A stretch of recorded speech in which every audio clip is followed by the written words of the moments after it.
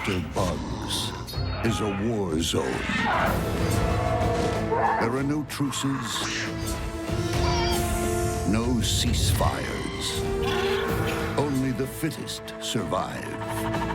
They literally run down their prey. And only the ruthless It can tear apart pretty much anything. live to eat another day.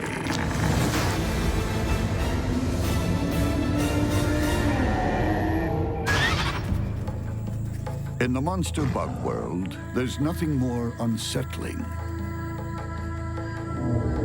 than silence. Knowing that something unheard and unseen is patiently awaiting its chance to kill you. What happens when an ogre-faced spider sets a trap for an assassin bug? It's the skill of one forest ninja versus the stealth of another. In mythology, the ogre is a terrifying monster. Cruel, brutal, and hideous. But in the bug world, this monster is no myth. Ogre-faced spiders are about as neat as spiders come. Their middle posterior eyes, so their posterior median eyes, are huge. Most spiders have 8 eyes, but poor vision. The ogre-faced spider has military-grade optics that turn night into day. They're outstanding at collecting light at night so that they see very, very well in darkness. Their vision at night is far better than cats and better than owls. That's extremely bad news for passing prey. But even more astonishing is the ogre-face's weaponry. What these spiders do that is absolutely unique in the animal kingdom is they build a very, very specialized web. Hanging from a threadbare silk scaffold, the ogre-faced spider starts weaving a weapon. An expandable net that traps the unsuspecting in the blink of an eye.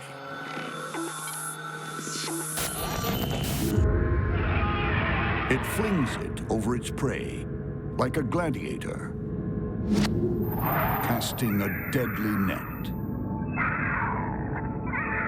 When they actually attack something, they're going down just incredibly fast and then releasing the web, and it contracts. It is fascinating to watch. The ultrafine net is created with the skill of an expert weaver. They make it in their back legs. As you see them combing, they've got a comb on their 4th leg, and you see them combing out silk very fast. I often think of it as hair that has been teased up, and the silk looks something like that. Holding the tightly woven net in its 4 front legs, the ogre-faced spider silently sets up a vigil for whatever flies by or passes below.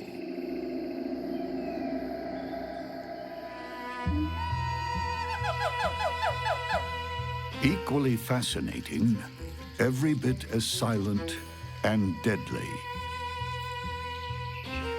is the assassin bug. Watching the assassin bug move is like watching a Shaolin kung fu master walking across rice paper.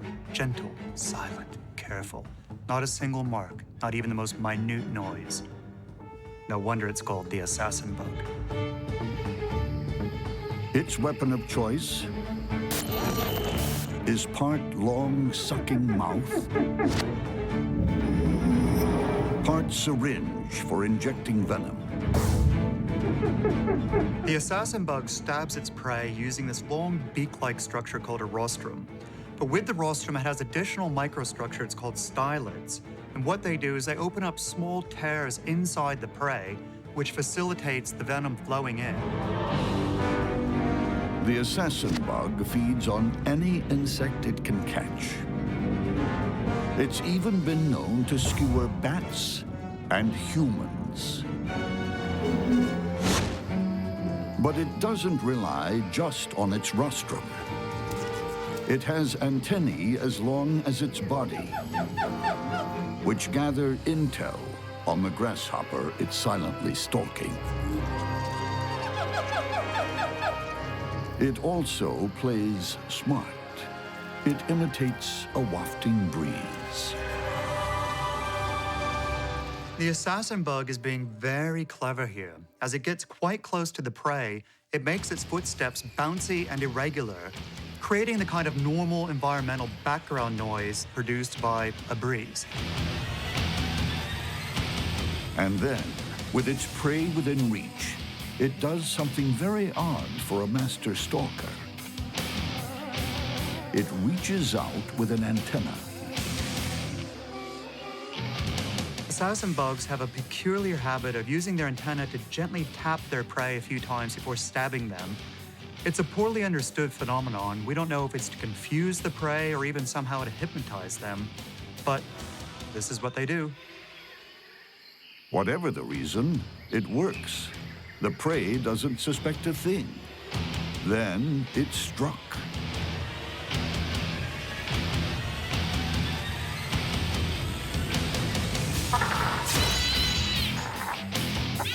The assassin bug's rostrum spears the grasshopper's back. Deadly venom floods its body. The paralyzing action of the venom takes effect in 3 to 5 seconds. At this point in time, the limbs are unable to move. After about 15 seconds, it is completely paralyzed, even though it's still alive. Prey is sitting there immobilized. Other chemicals that the assassin bug is pumped in is now digesting it even while it's alive. By the time the assassin bug is done, 40 to 60% will have been sucked out as a liquid lunch.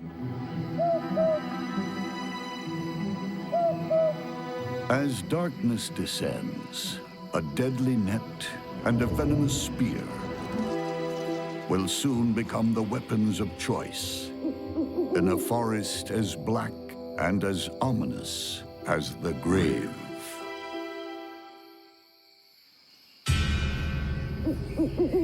Two bug-world gladiators are about to do battle. One armed with a spear that pierces flesh with ease, and the other with a fast-release net that can finish a fight before it begins.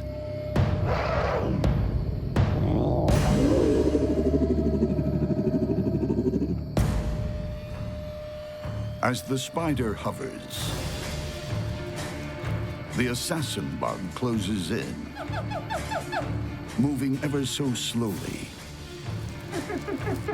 from leaf to branch. The two deadly foes converge in the darkness. The assassin bug needs to get past the net to strike a blow.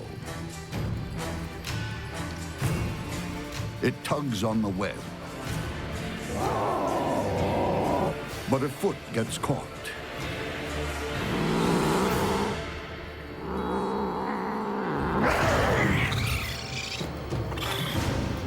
In one swift movement, the ogre face flings down the net and scoops its victim into a treacherous tangle of silk.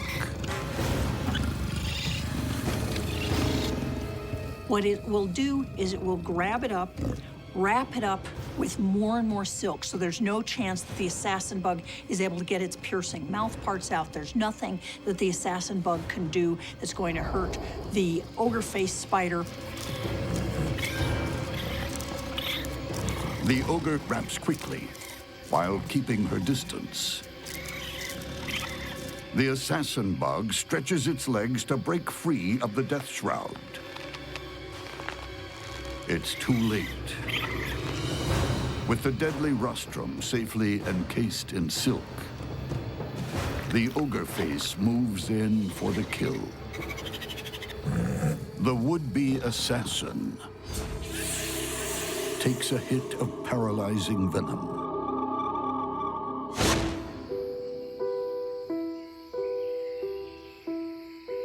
Death is seconds away. But the ogre-faced spider ignores the formalities. It's already feeding on the body fluids of the vanquished.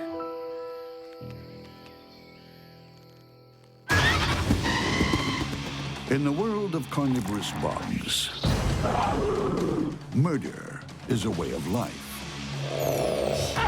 If you want your meat fresh, you're forced to kill. But some bugs take hunting to new levels.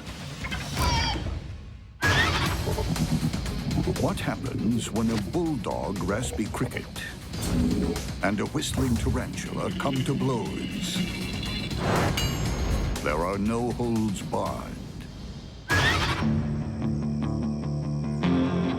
If you're an insect, you enter the grassy bushland of the bulldog raspy cricket at your peril.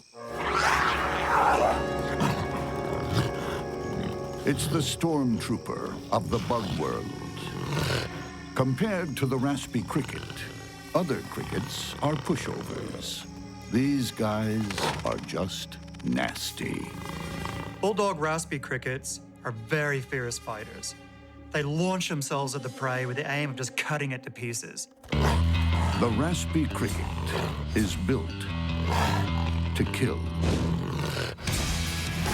Two massive compound eyes, heavily armored thorax, front legs bristling with deadly spines, and mandibles that cut through prey like a chainsaw. The raspy cricket's mandibles are just plain deadly. It can tear apart pretty much anything. Snip, off comes a leg. Snip, off comes the head. Raspy crickets are also super mobile. They'll go anywhere, anytime. Raspy crickets are very tough to escape from. Not only are they great jumpers, but they're great climbers, they're fast on their feet, and they can fly. And they never back down. Once you're in a raspy cricket's sights, it's locked on to kill. The antennae are very long. They use them both to pick up the scent of the prey, but also physically to tell them what's nearby. And the second one makes contact,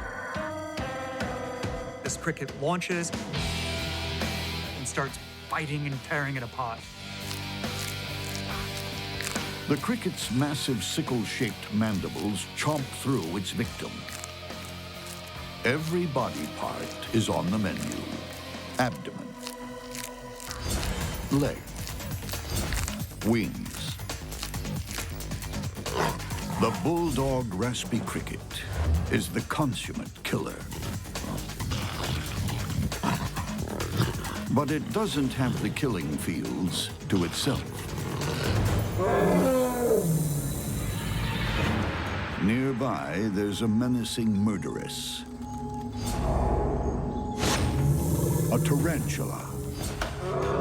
Not someone you choose for your babysitter. Known as whistling tarantulas. This is caused when they rub their mouth parts, causing kind of a rattly, hissy sound, which makes them seem more frightening.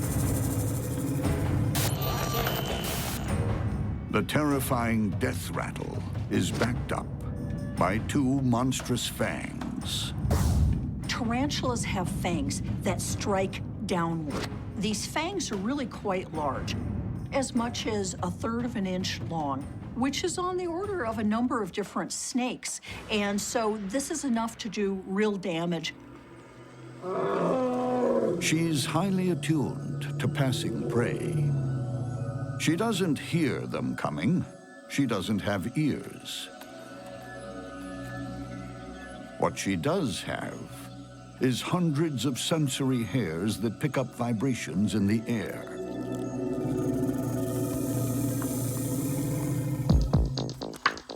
And the whistling tarantula has another early warning system.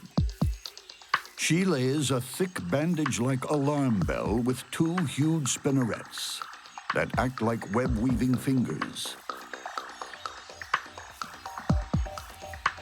creating an elaborate first line of defense. She waits at the entrance of the burrow. And one of the advantages of silk coming out from the burrow is that it helps provide sensory information or vibratory information as prey walks by and touches the silk.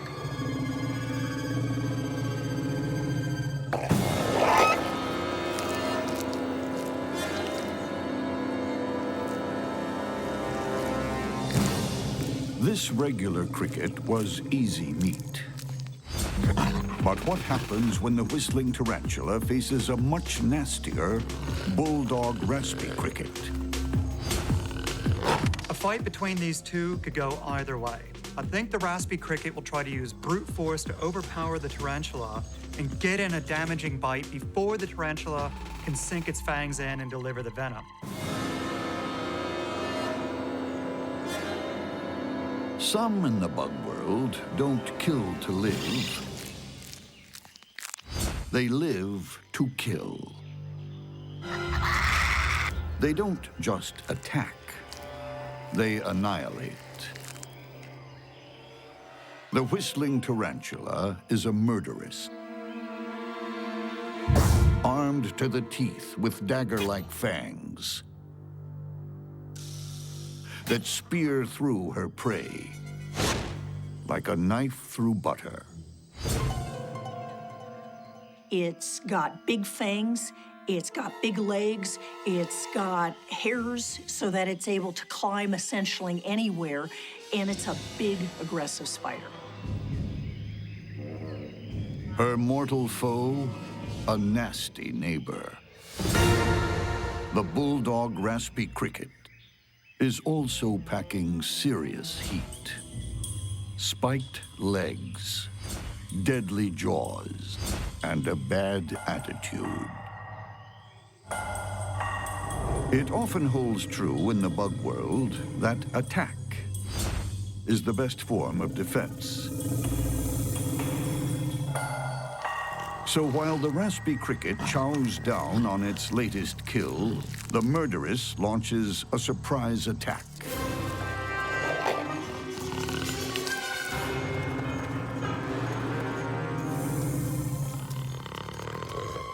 The cricket lashes out with its spiked legs.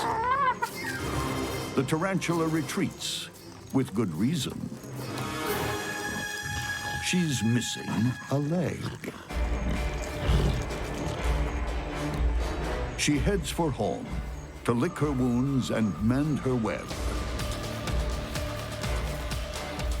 She'll go into the burrow and then cover up the entrance of the burrow and seal it up. So essentially predators aren't able to get in while she's in the burrow and while she's relatively incapacitated.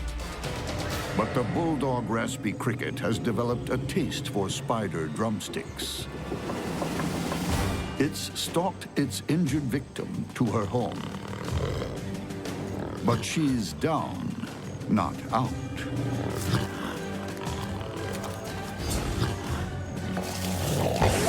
A massive body kick sends the killer cricket reeling. But the cricket is nobody's football. Each combatant has scored a blow. Now it's really on. One of them is going to die. If that raspy cricket gets its strong jaws onto the soft-bodied tarantula, the tarantula is absolutely done for. So it's really a battle of timing and speed here.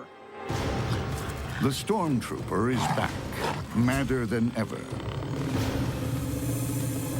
It flushes the tarantula from her burrow. She makes a break for it. But the raspy cricket's mandibles shear through the tarantula like colossal bolt cutters.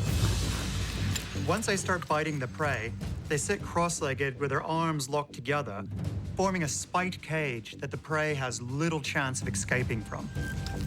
The murderess has met her match. She's not just eaten. She's torn apart.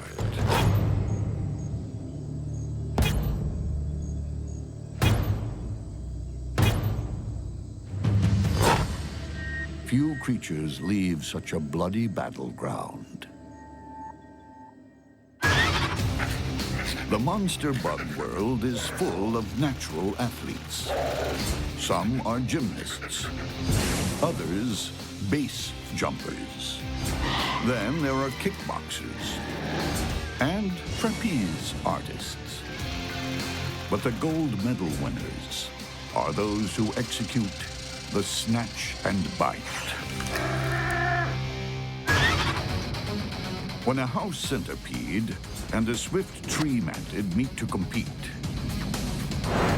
the loser will become the winner's trophy.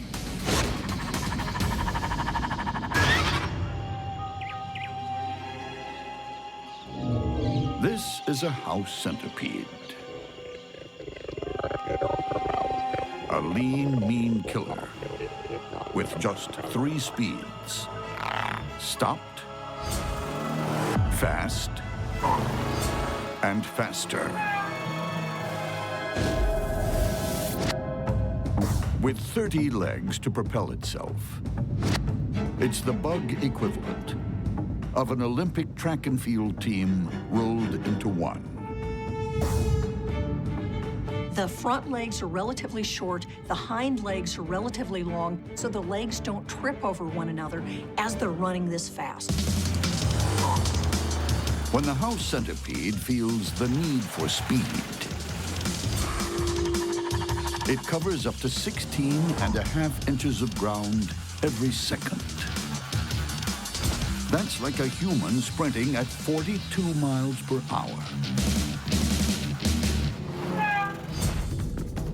It's a unique design where even a couple of spare limbs are put to good use. The centipede has venom claws. These are evolutionarily modified front legs that are sickle-shaped organs that are extremely flexible and are able to inject venom into the prey, plus help tear it apart. But deadly venom and lethal speed are useless unless you can see where you're going. These centipedes have huge compound eyes. It's clear that they're using vision to track their prey, and this might be related to the speed at which they're chasing. This cockroach would do well to run for its life. But you can't outrun a gold medal sprinter.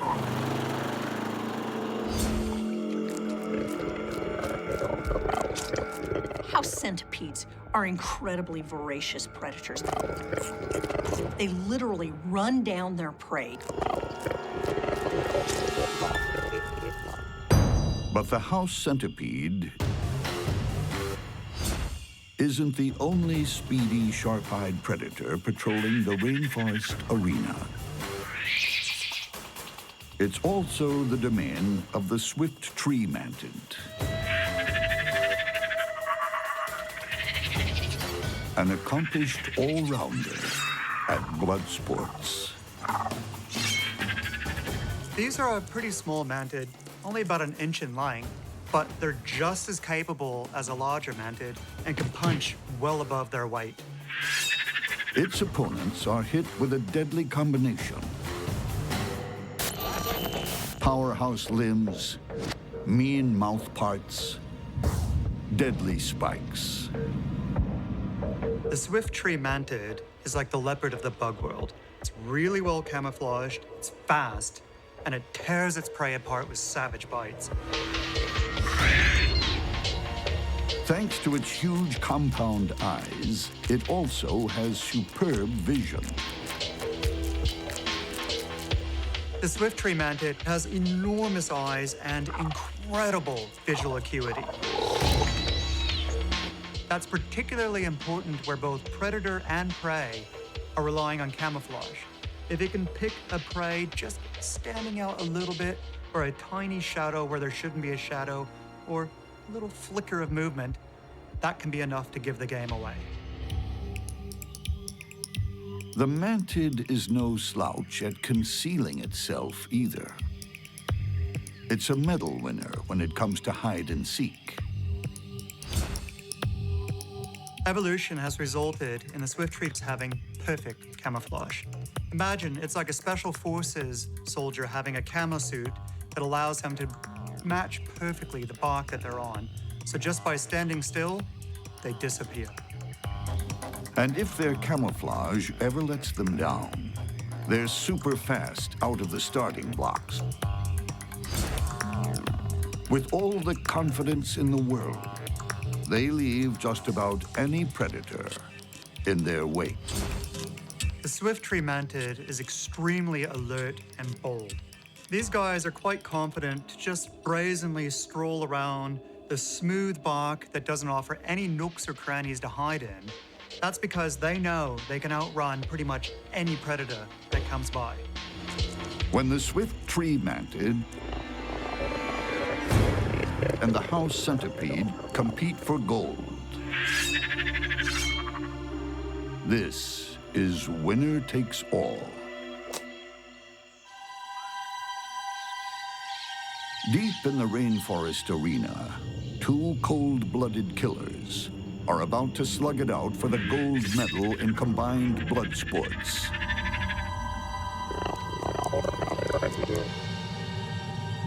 The swift tree mantid might be small, but it's not intimidated.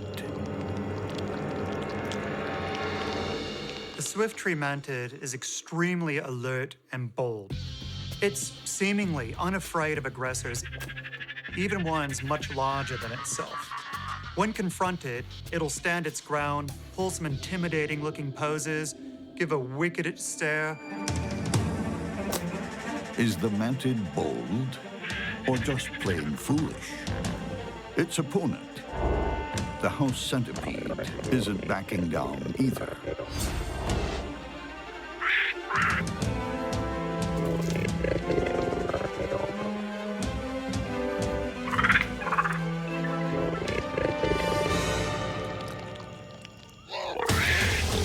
The mantis strikes first. It catches the centipede off guard. But the bigger centipede counters and stabs the mantid with its venom claws.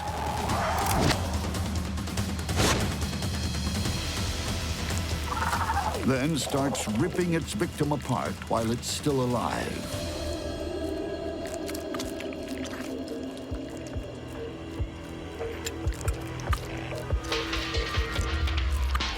The mantid's insides get sucked up like a sports drink.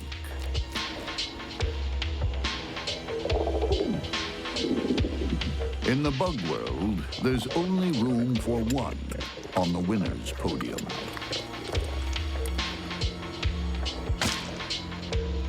There are no silver medals.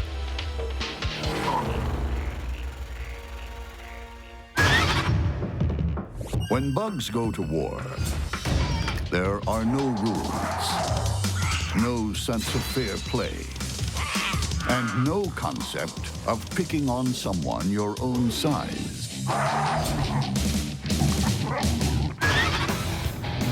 When a marbled scorpion takes on a trap-jaw ant, size will matter.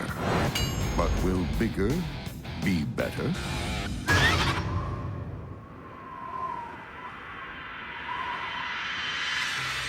This ancient rainforest is home to one of the bug world's most durable survivors, the marbled scorpion. Its weapons might be primitive, but they've been tested by time. Scorpions have chased down their prey for more than 300 million years. They're really evolutionary survivors in that they are effective predators that know how to get the job done. The scorpion's tools of the trade are an ostentatious display of murderous intent. Anything but concealed weapons. Scorpions have two main weapons. They have their pinchers, where they're able to grab prey, hold it, and tear it apart. In addition, they have the tail with a venomous stinger at the end. So they're able to grab prey, crush it, and sting it. Scorpion venom can kill in an instant. But its eyesight is weak. Instead, the scorpion locates its prey with sensory organs that work like high-tech antennae. They've got something that are known as pectines behind their fourth pair of legs on their belly. They act like radar, so they're very sensitive to chemical information, to vibratory information on the ground below them. The marbled scorpion is also very wily.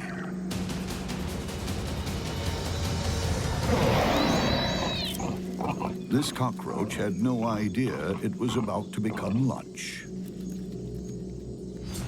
Grabbed and stung, it's carried away to be ripped apart and devoured. Like spiders, scorpions prefer their food runny. Draining the liquefied flesh of this cockroach is like sipping a meat martini. When a marbled scorpion goes hunting in the rainforest, most small creatures give it a wide berth. But not all are so easily intimidated.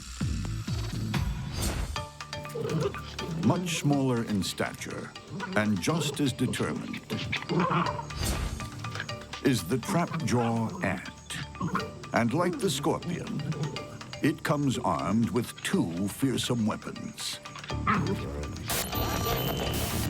One at the front, one at the back.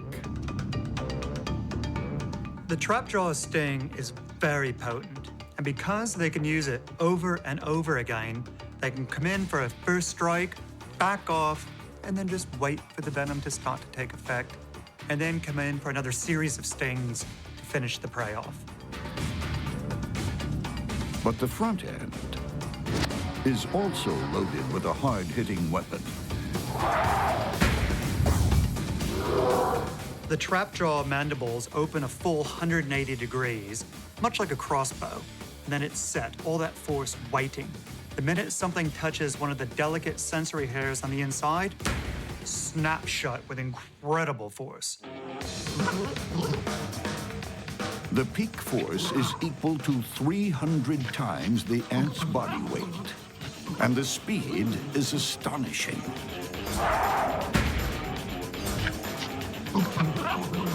2,300 times faster than the blink of a human eye. The force is so strong, it can actually pop the prey open, sort of like a melon being crushed to expose the soft inside. What a way to go. But those jaws don't come alone. They arrive en masse. Trapjaws are very effective at defending themselves on one-on-one fights. However, because they're a social creature that lives together in large colonies, they can work together to defend the individual or the entire nest. Trapjaw ants aren't afraid of a battle. Neither is the marbled scorpion. And it won't be long before their combat skills are put to the test. As darkness creeps over the rainforest, the marbled scorpion goes looking for food. Also out scouting for a meal, a trapjaw ant.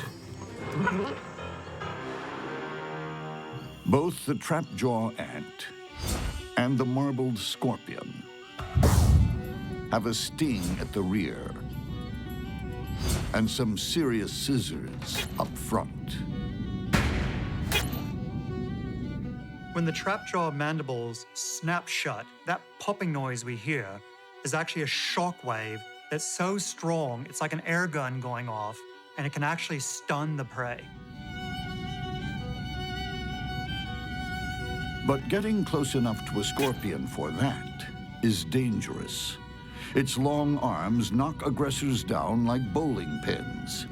And there are those pincers to confront. Long and strong, they're a deadly weapon, especially when the scorpion's foes are small. Although the marbled scorpions don't have particularly large palps, they are really suited for grabbing ants. They're able to grab little things quite effectively and crush it. The ant forages, unaware of the scorpion camouflaged on a rock. Eventually, it sees it. And the ant has only one response: attack.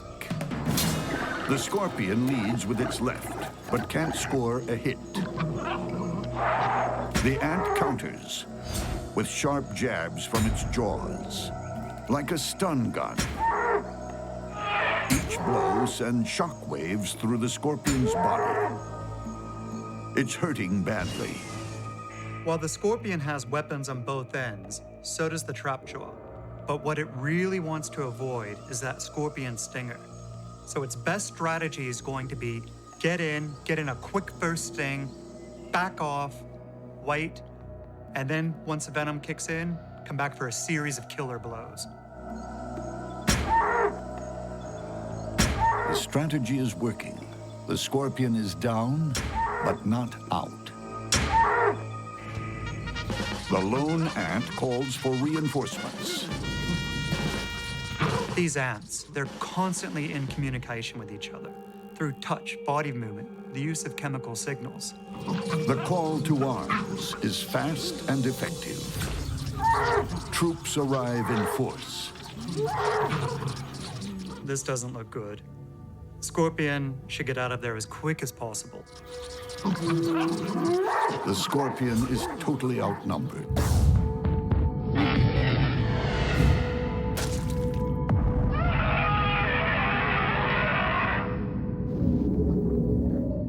Stingers plunge into its body, all over its limbs. Multiple stings send deadly venom coursing throughout the hapless scorpion's body cavity.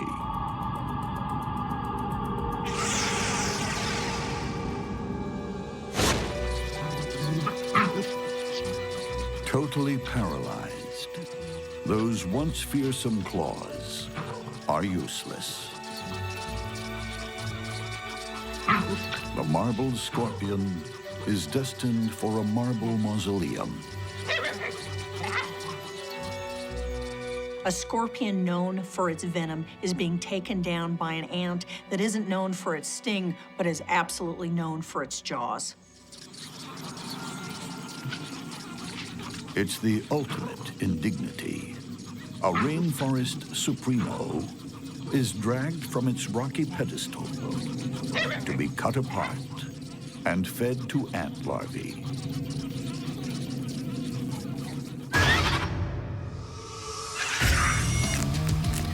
In the world of bugs, it's a jungle out there. And there's only one law in this jungle. It's eat or be eaten. When two bizarre spiders go into battle, It'll be a bug fight with a difference. One jumps, the other spits.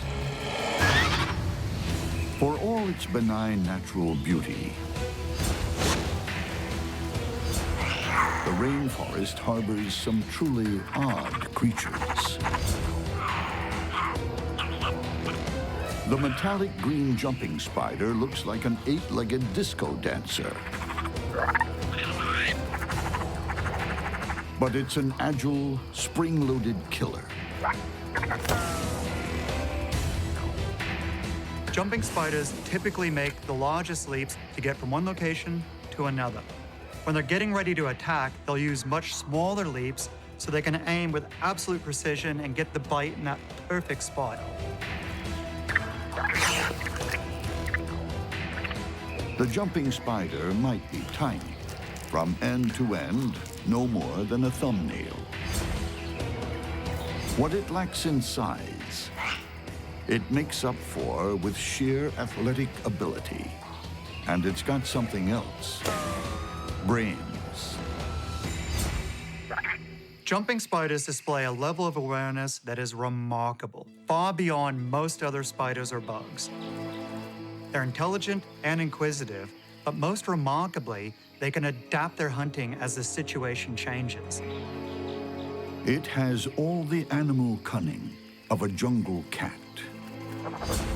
Jumping spiders are sometimes referred to as 8-legged cats, mostly because of their very large eyes, but they're also very feline in their predatory behavior. They'll stalk their prey, they'll circle it, they'll leap onto it and then bring it down with their fangs. In the human world, stalking is a crime. In a bug's world, it's a skill that puts food on the table.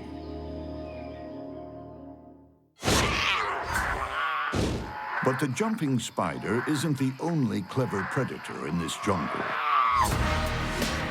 There's a serious rival, the only creature on planet Earth that spits deadly silk from its fangs. The spitting spiders are generally pretty small, shy spiders. They've got 6 eyes, which is relatively unusual. And they've got an absolutely unique weapon, and that's the ability to spit silk. They rear up, they start vibrating their fangs, and then ejecting silk out of their fangs. It's really sticky. It contracts and effectively just pins an insect or another spider down to the ground. Most spiders have silk glands in their abdomens, but the spitting spider comes with reinforcements. 2 extra glands in its oversized head.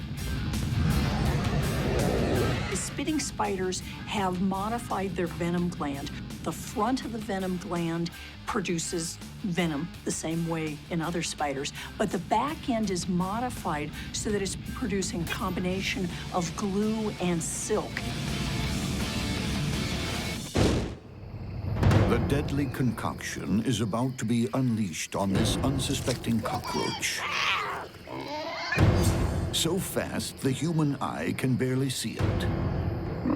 The sticky silk shoots out and pins the cockroach to the bark.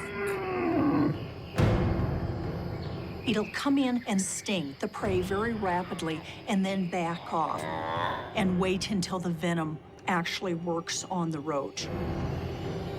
A cockroach isn't much of a foe. For a spitting spider, it's just food. But it's a different matter when the food can fight back. While the jumping spider might look like it's missed its calling as a disco dancer, this is not a wimp. If it can get into a position to attack the spitting spider, it will. The spitting spider, it depends on if the jumping spider is in the right range and it's able to respond rapidly enough and pin that jumping spider down. In a bug world jungle, two pocket-sized predators are on the prowl. One, an expert stalker, able to launch itself at an enemy like a jungle cat. The other, armed with an assault weapon straight from science fiction.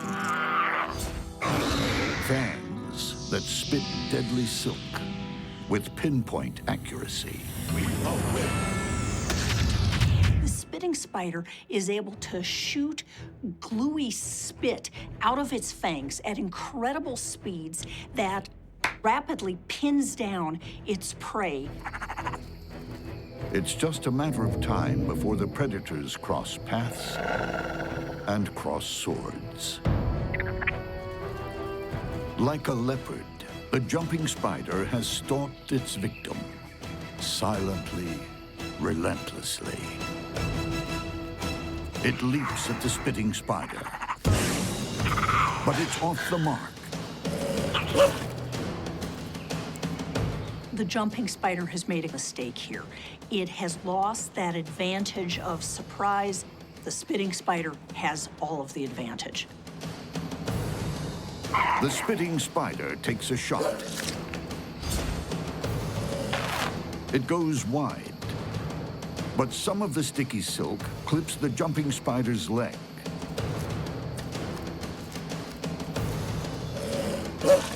And the spitting spider fires off another round.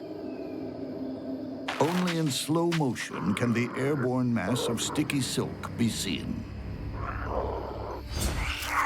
As the jumping spider is glued flat in the fork of a branch, the spitting spider comes in to administer the kill shot.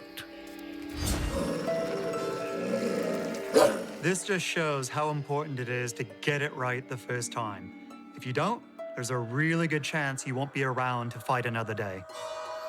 The jumping spider will never jump again, as its insides are sucked out. All that remains is the solitary reminder to look before you leap. On the bug battlefield, there are no soft options. Camouflage is no defense against brute force.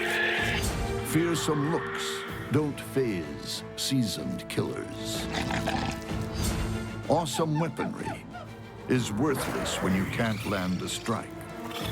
And a lone fighter has no answer for an overwhelming force. On the monster bug battlefield, the only decider is death.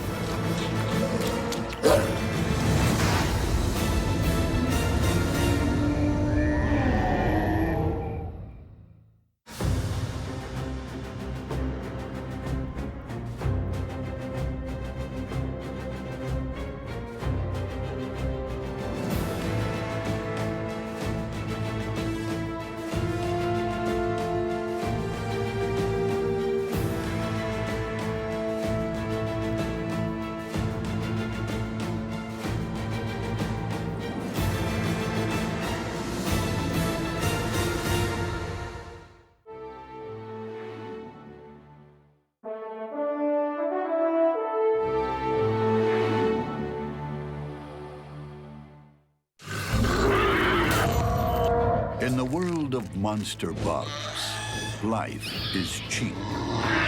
Ruthless killers roam the underworld. There's no mercy and no half measures. You're like an entire team of wrestlers with one animal. When bugs go to war, They're incredibly effective predators.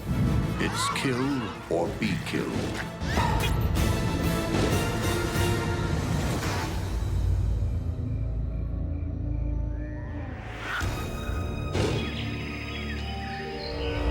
Beneath a verdant rainforest canopy, there's a hidden world, a bug's world. In truth, it's more like a collection of warlike nations, each ready to defend its territory against any invader. What happens when a deadly tree scorpion invades a green ant kingdom? It's a call to arms, to defend the Empire.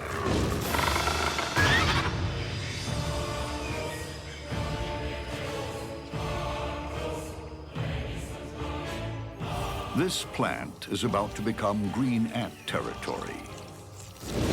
In less than a day, they will swarm over its leaves and bend them to their will.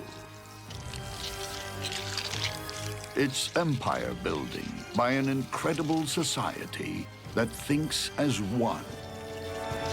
Colonies are interesting things. This is where hundreds of individuals behave like a single organism.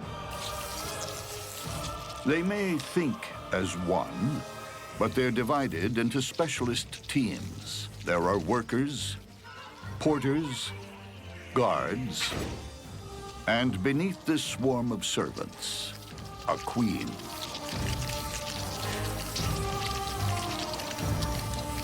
In an ant colony, the queen is by far the most valuable thing. She sits there day in, day out, pumping out hundreds of eggs. Construction on the Queen's castle is underway. It's an ambitious undertaking, but every green ant is a born engineer with equipment to match. Up front, its mandibles are like a hydraulic press, lined with razor teeth. On a human scale, they could lift a 7-ton truck. In the ants' world, they can slice off a limb or hold up a roof.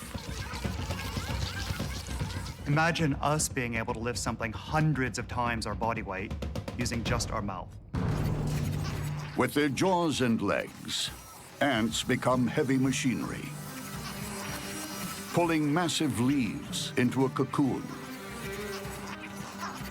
For adhesive, they use silk spun from larvae, carried around like living bags of glue.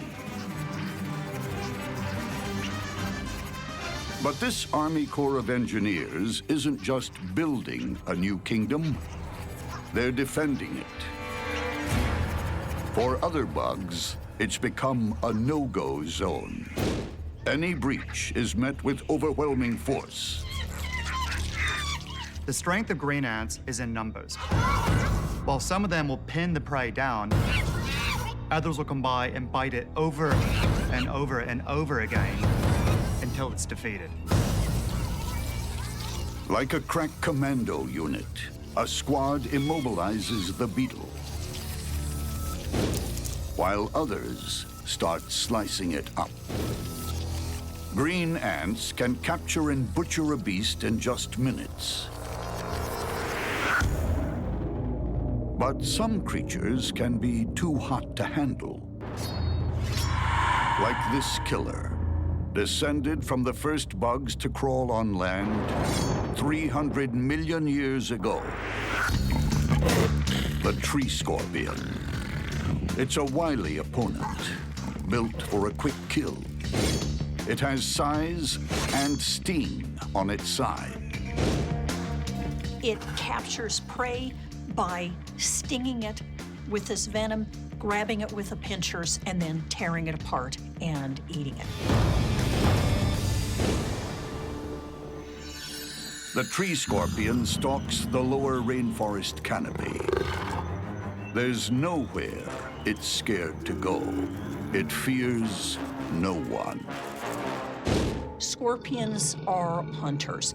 Scorpions will basically take whatever they're able to successfully capture. Insects, other scorpions, they'll attack a wide range of different animals. Insects, spiders, but also one of the things that's most notable about scorpions is that scorpions are major predators on other scorpions. In fact, scorpions may be the most important predator on other scorpions.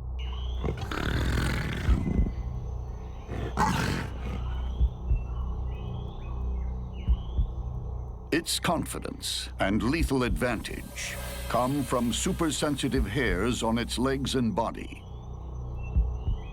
The slightest movement registers, even the flap of a fly's wing.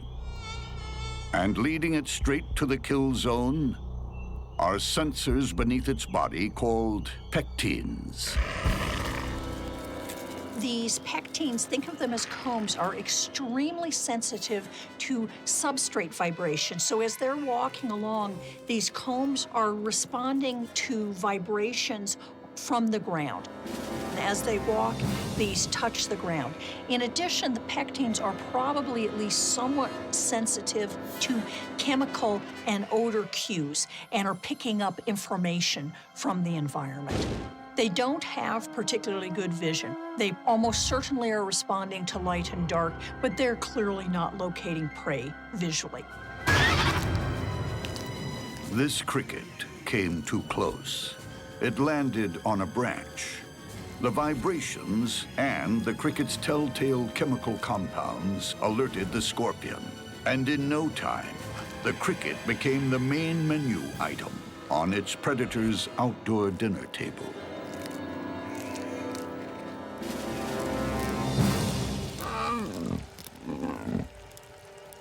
The tree scorpion has bizarre table manners. Its mouth has claws.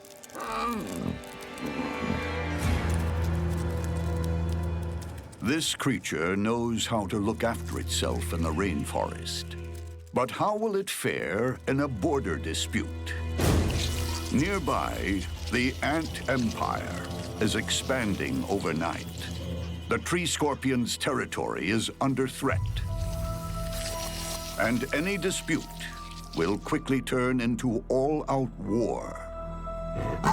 When a green ant colony attacks a much larger animal, anything that can be bitten will be bitten.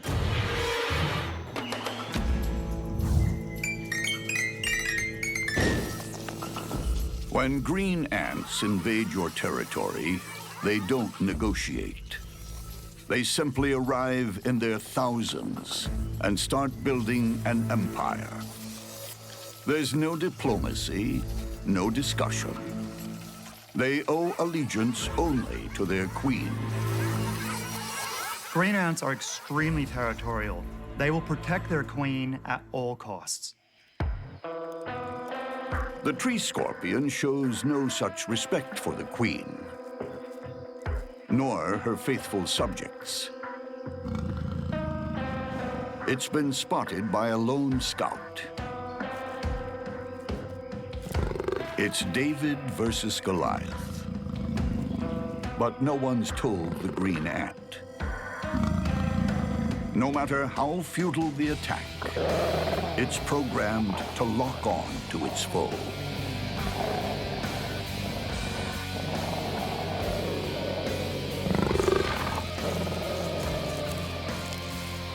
The scout is easily dispatched, but it has sent out a chemical distress signal. It's like sounding an air raid siren inside the colony.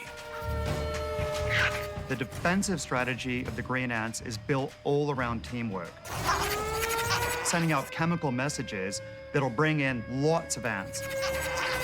You'll have hundreds of them pouring into that one area.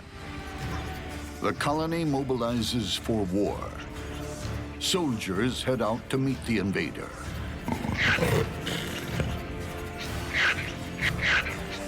The tree scorpion tries to beat a retreat, but it's surrounded. This is where the real fight begins. Once the green ants start operating as a team, their effectiveness takes an exponential leap. It's a case of 1 + 1 = 3. Ant numbers swell quickly. Each attaches itself, trying to outmaneuver the giant intruder. Sensing an advantage, the ants deploy their weapon of mass destruction, a cloud of formic acid. Sprayed from each ant's abdomen, the cloud is like pouring molten lava on the scorpion's wounds.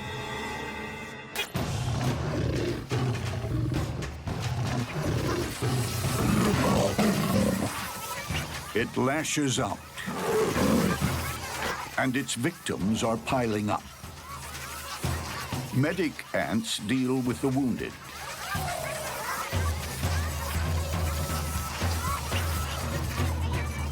But more soldiers swarm in to replace the dead and dying. The onslaught overcomes the scorpion's last defenses. The ants are able to hold on to different parts of the scorpion so it isn't able to sting. There's a limit to how many it's able to grab with its pinchers. The scorpion is pinned, helpless. The ants then set about dismembering their victim, chewing through its joints. They start carrying away the ultimate trophy of war, the scorpion's stinger. There's nothing their victim can do. Once it loses its sting, its fight is over.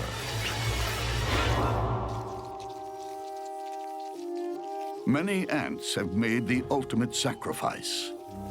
That's how the colony works. One individual dies, an empire is defended. Long live the Queen. Many bugs lurk in the Shadowlands, hidden places where evil deeds are done in secret. But with so many bugs in the world, they'll never be left alone for long. What happens when a white-tailed spider meets the shadow world's cellar spider? Someone will disturb the peace.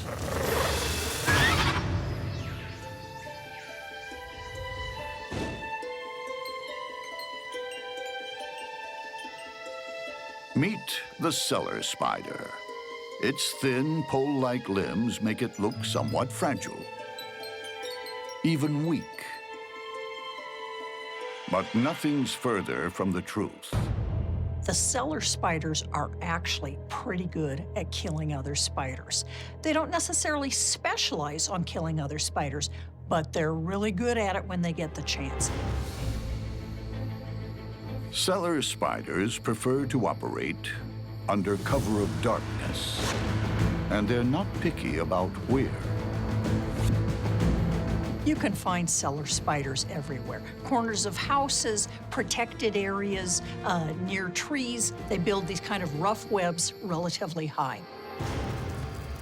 From their hidden vantage points, they pick off passing prey. Small or large, it makes no difference. And those spindly legs, with their multiple sections,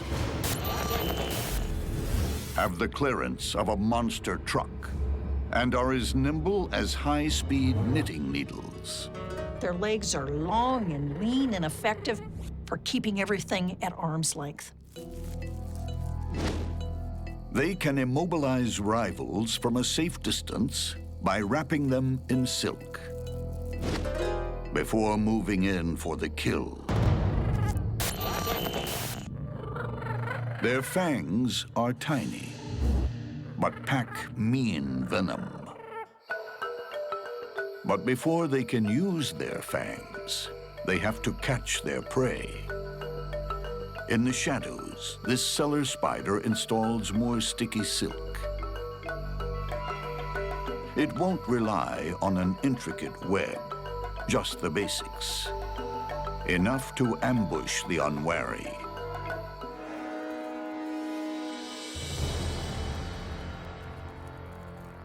Elsewhere on the rocky outcrop, another spider prepares for action. Compared to the cellar spider, she's a bruiser.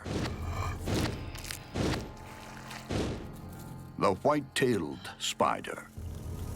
The white-tailed spider is a wandering assassin. This deadly stalker lurks in the shadows.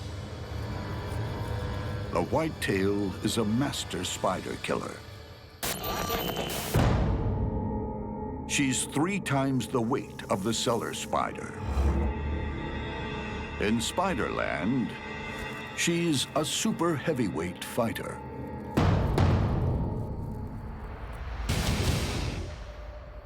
Even a night-stalking commando like the wolf spider can be overpowered in an instant.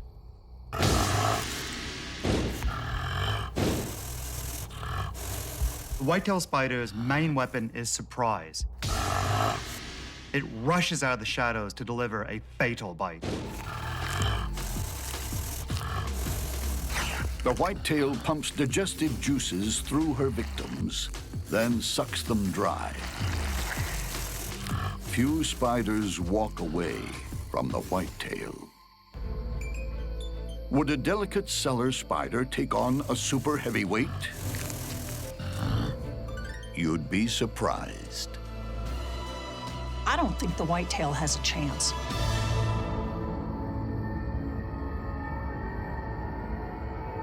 These are the shadowlands of the bug world, hidden places where dirty deeds are done under cover of darkness.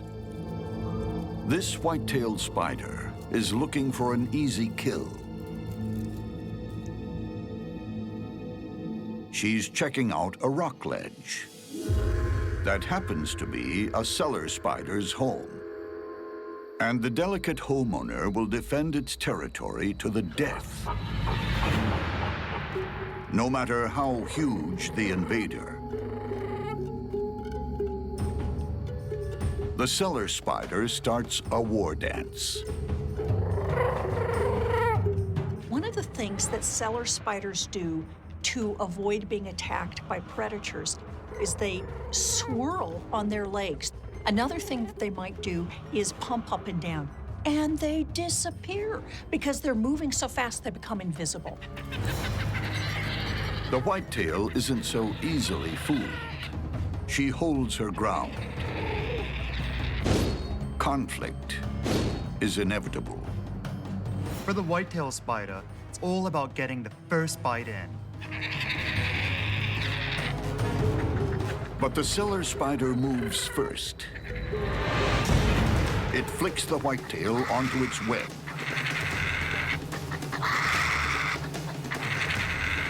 The whitetail tries to regain its footing.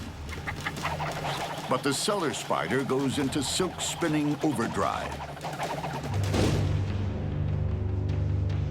From a safe distance, its legs lasso the whitetail 6 times every second. But the whitetail is strong. She keeps breaking free. Cellar spider's silk isn't the strongest, nor stickiest in the spider world, but there's a lot of it.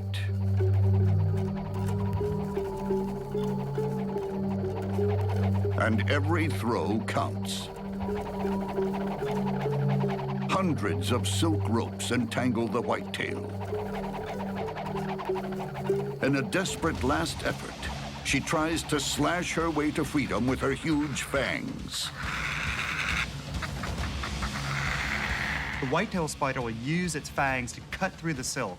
If it can get out, it'll run for its life. But the cellar spider counters, hoisting her victim higher. It's spinning too much silk, and the whitetail's jaws may not be enough. Thousands of silk ropes finally immobilize the whitetail. Enough for the cellar spider to move in for the kill.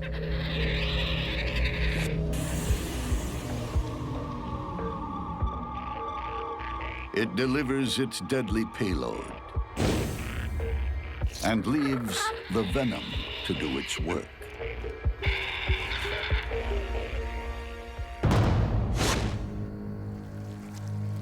A delicate spinner outguns a big brute. And the shadowlands are quiet once more. But they won't be for long. Many bugs are forced to adapt their lifestyle to suit their environment. But some are just plain ornery. They modify their environment to suit their own needs. The result is a monster minefield. What happens when a trap-jaw ant falls in with a ravenous ant lion?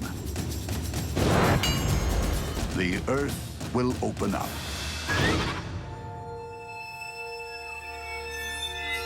For some creatures, a sandy environment is a problem to be avoided. But for one strange bug, it's the perfect place to set a trap. They're relatively small animals with huge sickle-shaped jaws, and they're really, really good predators. The antlion loves the sand. Better still, it loves moving sand. It's king of terraforming.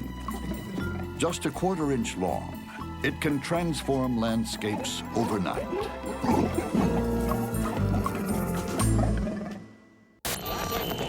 The antlion is often called a doodle bug. It's actually the larval form of a flying insect called a lacewing.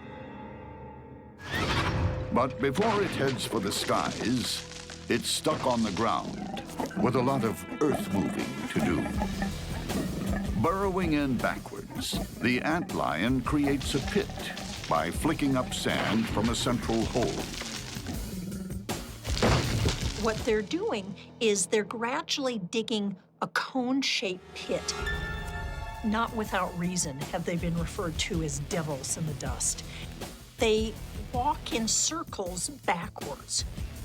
As they walk in this circle, they're throwing dirt out of the pit that they're digging with their heads. So they're walking backwards, the dirt gets onto their back, and then they flip it out over the back of their head. The walls grow taller until they become a one-way slide of death. Approaching prey might be lucky enough to spot the deadly hole ahead.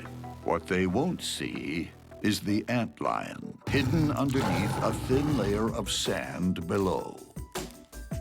The antlion burrows itself at the very bottom of this pit with only its jaws out. The antlion is a masterpiece of devious engineering. Victims simply stumble in and never leave.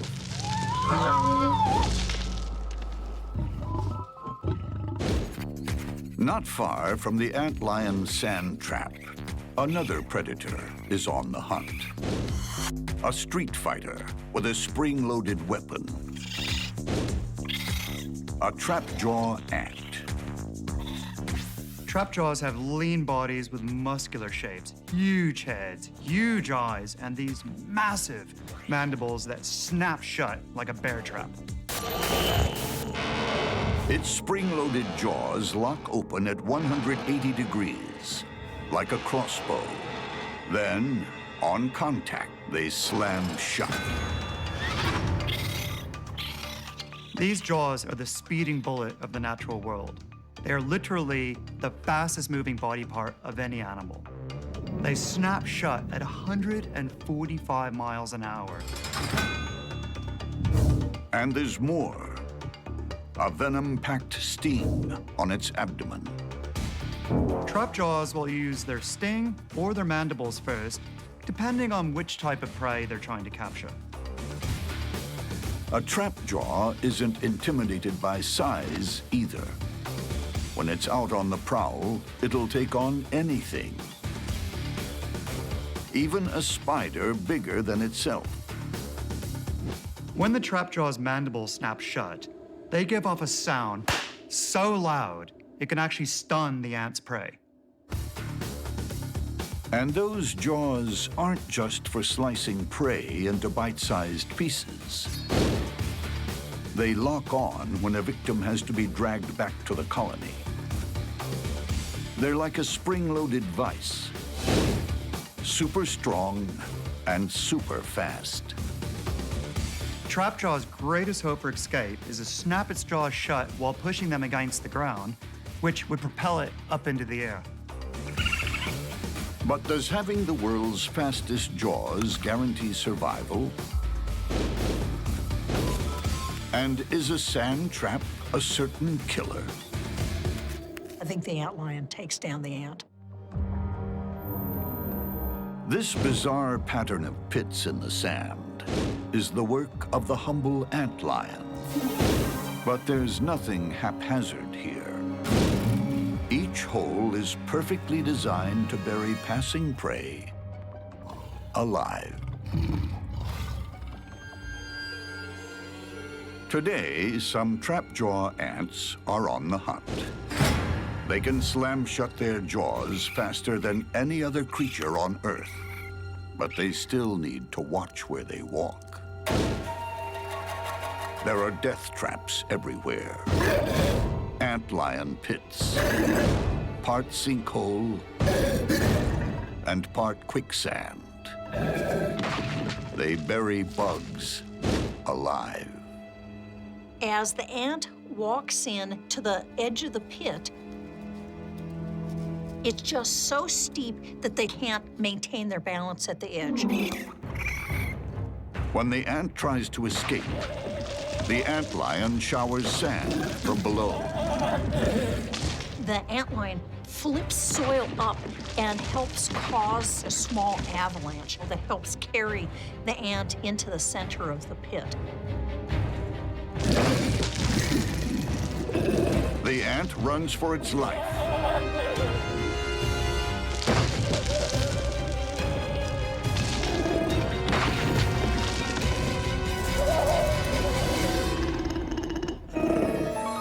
It's a lucky escape. But the antlion won't have to wait long for another victim. It launches its attack. The trapjaw can't even see its foe. Under the sand, the antlion has locked on, pulling its victim down. Those huge trap jaws are useless.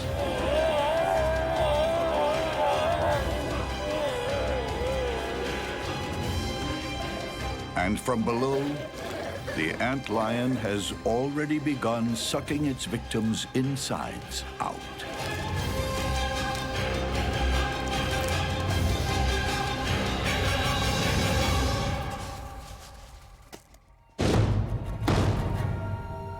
The trapjaw disappears without trace. Sometimes, in a bug's world, the best weapon you can use is the environment itself. And if your weapon can double as a grave, so much the better. In a bug's life, there's little room for social graces. Manners aren't required. And social skills, well, that's left pretty much to the ant crowd. But there comes a time when even the meanest bug needs to accommodate a neighbor. For a short while. What happens when a brown house spider and a redback spider live too close for comfort?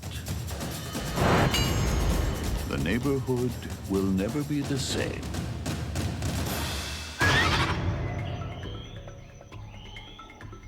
This log has become a sort of bug housing estate. Residents come and go. Visitors drop by, get eaten. Suburban life goes on.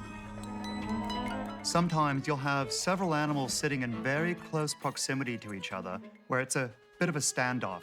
I can kill you, you can kill me, who's gonna make the first move? This redback is tolerating a neighboring brown house spider. They're actually biological cousins, but keep to themselves, even though it's hard to tell whose web is whose. And they'd be aware of each other by vibrations in the web. And so they'd be threatening one another with vibratory threats so that the other spider would know that they were there. But If one of the spiders didn't back off, definitely a situation where conflict might occur. The redback has snared a beetle 10 times her own weight.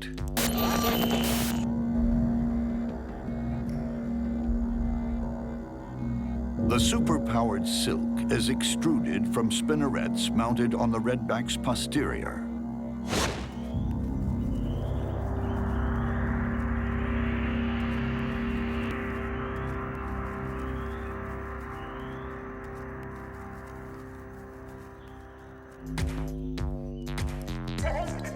Her web is one of the stickiest and strongest in the spider business.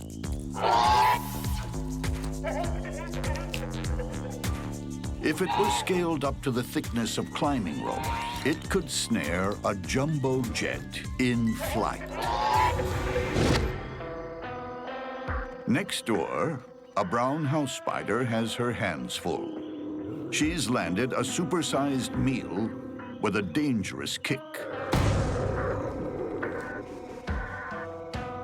Like the redback, she combines a sticky web with fast wrapping.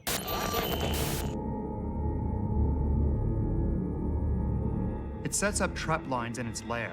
Once detected, it'll drop down and attack with a barrage of silk. Her fangs are small and deliver powerful venom.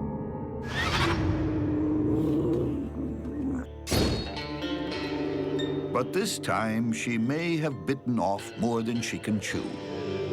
Another neighbor, a fellow brown house, thinks the grasshopper is in her web.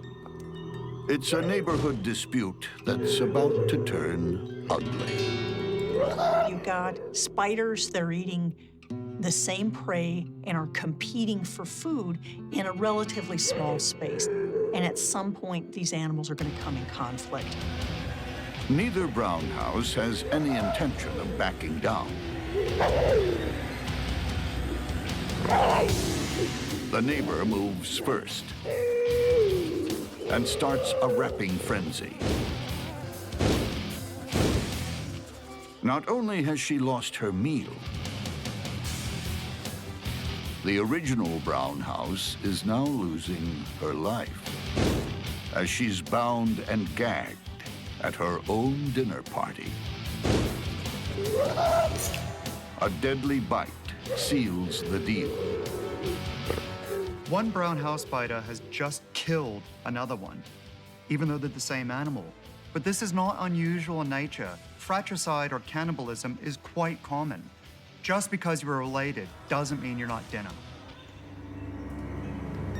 But the neighborhood dispute is about to escalate as the redback from next door joins the fray. Given that they're close to one another, this face-off is going to end in the death of one of these spiders. But which one? That's up to chance.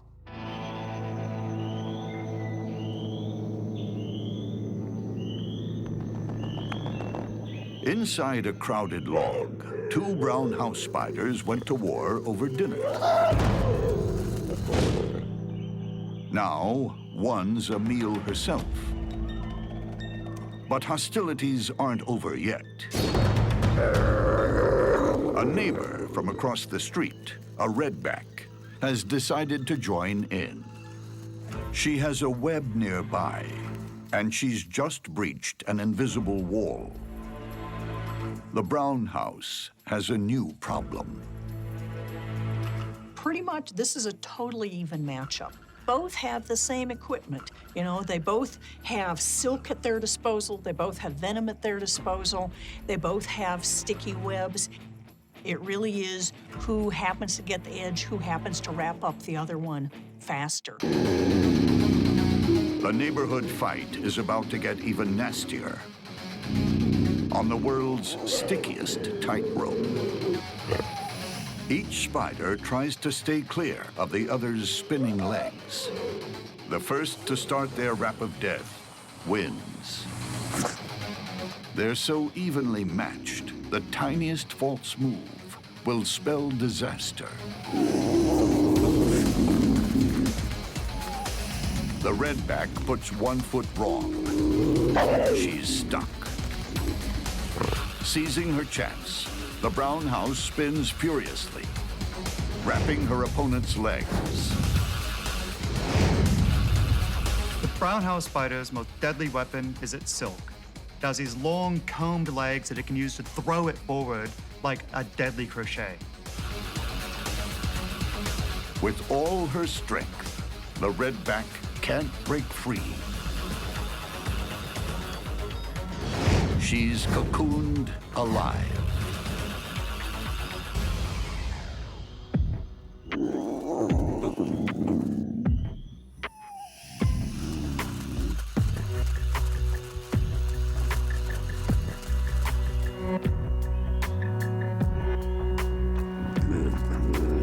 The brown house spider's fangs are very small, so it'll only bite once the prey is firmly secured with the silk.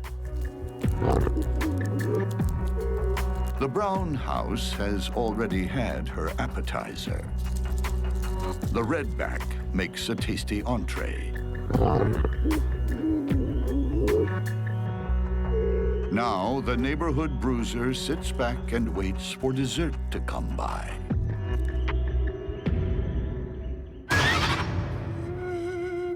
Beneath the scorching desert sun, few creatures brave the outdoors. Until the rain comes. Then the desert comes alive with creepy crawlies. What happens when a desert centipede emerges to find a desert trapdoor spider? There will be bloodshed.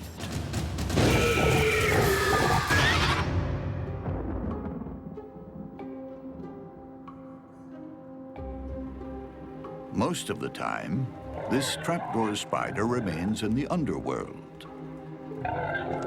But some rain brings it into the open for a long-awaited drink. It's actually an amazing thing to see because so many animals have been waiting for the rain that you can literally watch animals come running out. And the trapdoor does the same thing, both to drink some extra water, but also just to make sure that her lines extending from the burrow are still in good shape. Trapdoors are home buddies. They're not going to go very far because they're relatively vulnerable away from their burrow.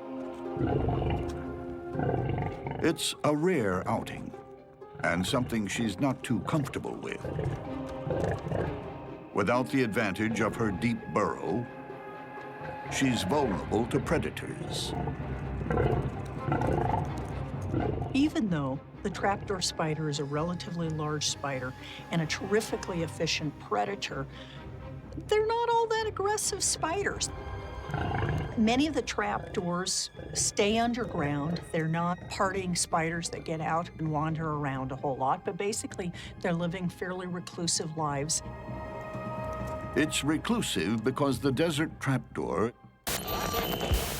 is an ambush specialist with 2 giant fangs that can pierce the toughest exoskeleton. Trapdoor spiders have quite large parallel fangs that strike down. It rears the front end of its body up and then strikes. The trapdoor invests a lot of effort in building its home, so it's going to stay there for most of its life. Desert trapdoor spiders are good hunters. The spider is sitting with its legs touching the different lines coming in and is essentially monitoring the situation around its burrow.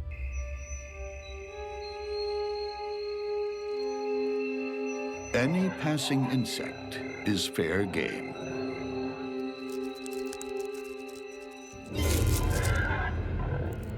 Gripped in an 8-legged vice, this cockroach stands no chance. Its body is ripped open, and the bug is turned into lunch. The trapdoor is a formidable killer.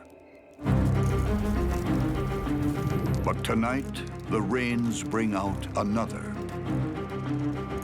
An entire street gang rolled into one. The desert centipede. Desert centipede is the baddest of the bad. He's aggressive, fast, big, mean. He wanders the desert like a serial killer, looking for more victims to add to his list. With 42 legs and a body some 5 inches long, this desert centipede is the type other bugs cross the street for. This cricket has just made a fatal error. Out for water, it's left itself exposed. The desert centipede's super-sensitive antennae have locked on. The cricket is dead meat.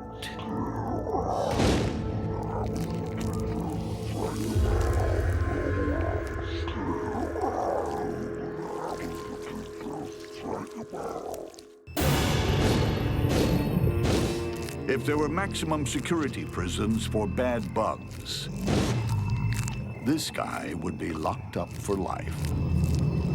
He's just a natural-born killer.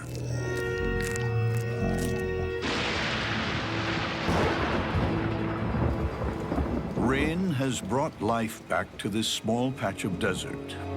It also brings death. As creatures emerge from their burrows to drink and hunt. After the rain is rush hour in Bug World. Everyone's out and about. And the most fearsome hunter of all is this desert centipede. With the power of a steam train and the bloodlust of a serial killer, they don't come more dangerous. Each foot is capped with a sharp spike that pins enemies in a death grip. Up front, 2 huge claws rip flesh and inject venom simultaneously. This guy's big weapon is his extremely potent venom, which he delivers with these unique modified legs that are claws dedicated to delivering venom. And there's rarely time to escape. Desert centipedes are pretty handy at pinning down their prey. They're like an entire team of wrestlers in one animal. They wrap around, hold it immobile, and then deliver their venom with a single bite. This desert thug also has incredible senses.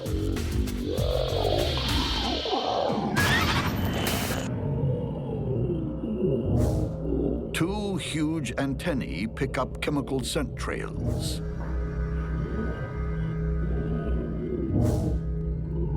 They have this extraordinary ability to follow a chemical trail ruthlessly, persistently.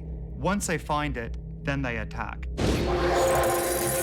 Brute strength, vice grip, smashing claws, deadly venom. It's unstoppable. Or is it? Will the desert trapdoor spider withstand an all-out assault? It's showdown time.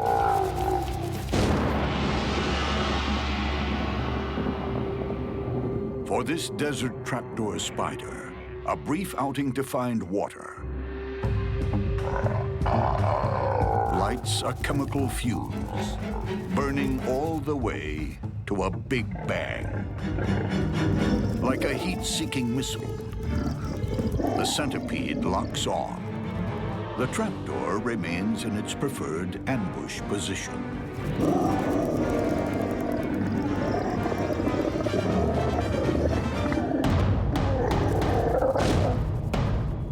If the centipede needs to dig a prey out, it'll use its venom claws as pickaxe to hoe in on its prey. The centipede dives headfirst into the burrow.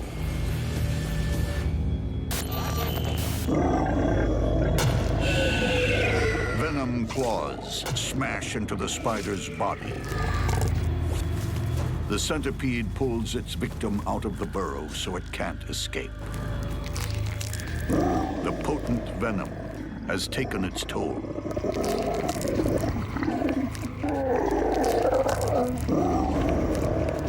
Using his claws like steak knives, the desert centipede never eats slowly.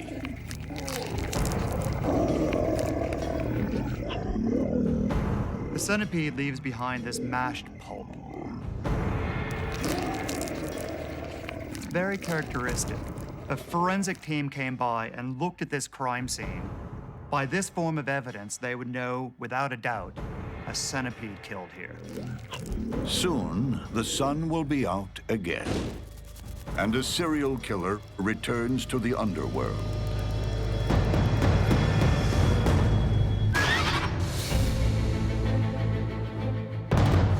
In a bug war, there's always an element of surprise.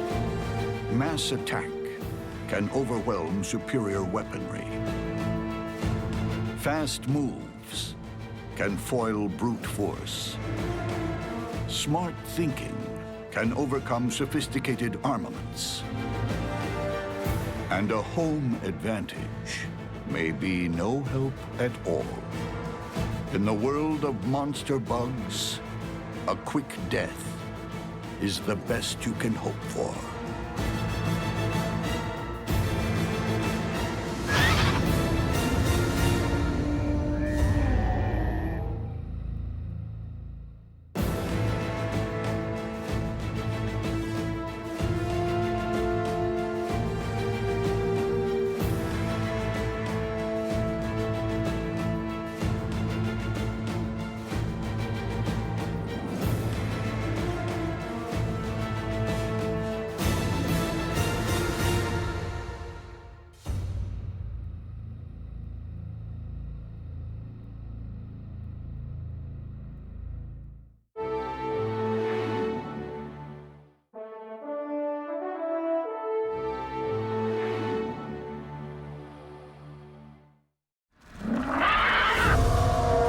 In a bug's world, life is always in the balance.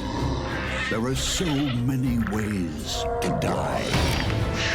Around every corner, super-strength assassins.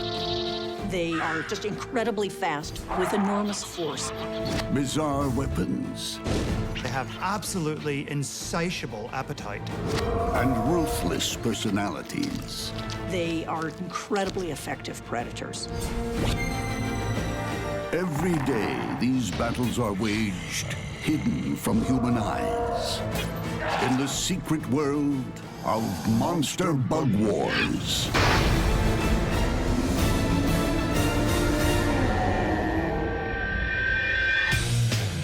The rainforest, rich, beautiful, frightening. Monsters live here, hiding in the darkest, dankest corners. They're the stuff of nightmares. When a giant rainforest mantis confronts a spiny leaf insect, it's a monster battle.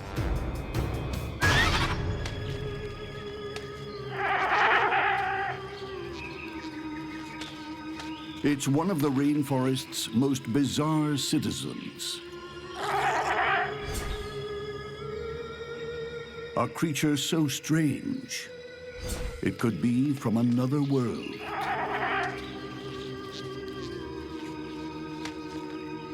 In the bug world, spiny leaf insects are giants, growing up to 5 inches long.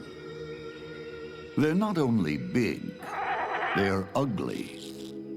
Spiny leaf insect wants to avoid a fight. Its first defense is the fact that it looks like a leaf. If a predator does get past the camouflage and detect a spiny leaf insect, it'll then rely on its behavior to try to scare off a predator by making itself look big and mean and horrible, like some sort of alien predator from another planet. Nature often saves scariness for the vegetarians. You see, they need to deter their predators rather than fight them. Although it looks like some kind of battle bot, the creature isn't naturally aggressive. Its heavy armor and razor spikes are for defense, an almost impenetrable shield. And if a predator does try to take a bite, it'll get a mouthful of those spikes. The spiny leaf insect also keeps a secret weapon. If threatened, the spiny leaf insect will resort to chemical warfare. It has glands that'll squirt out this colorless but extremely stinky liquid that'll deter most predators. A stinking, ugly, spiky giant should be left alone. But in the rainforest, there's one creature who's not so easily deterred. It's an evolutionary success story. The Giant Rainforest Mantis. A strong-arm assassin and stealthy ninja rolled into one. Mantids need to eat all the time, so they're very hungry. They're looking for prey all the time. They're on duty all day long. Turns out that they're one of the top rainforest predators. It's the T-Rex of the bug world. With a powerful stance and lethal forearms. Spikes and lightning-fast grappling hooks ensure nothing escapes.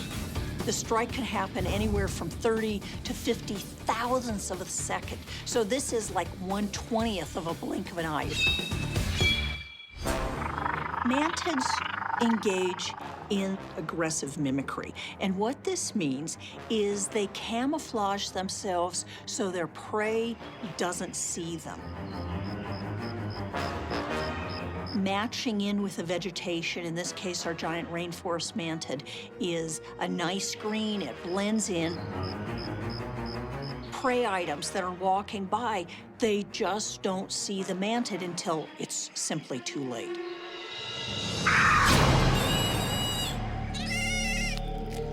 This hapless grasshopper never stood a chance. There's one more thing about the giant rainforest mantis. It eats its victims alive. They're pretty good at orienting their bites toward the head of whatever they've captured, and essentially once you've taken the head off of anything, it stops struggling much more rapidly.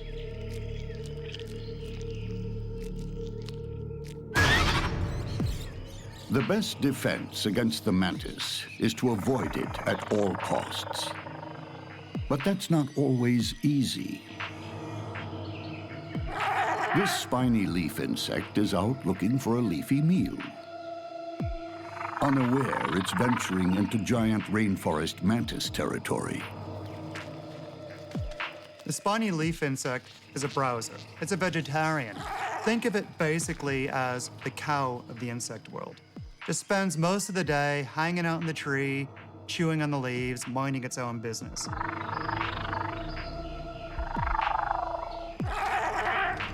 The leaf insect has attracted the attention of the mantis.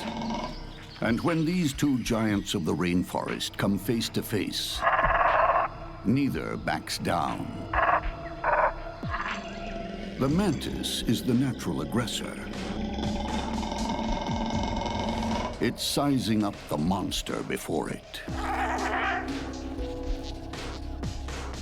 No predator wants to be injured by its prey. If it's going to attack, it needs to make a trade-off, basically. If it attacks something, is it going to successfully kill it and not get injured itself? Beneath the lush rainforest canopy, two giants of the bug world are about to go head-to-head. In order to avoid a fight, the spiny leaf insect will actually use its bizarre appearance to try to look like this threatening, horrible alien monster.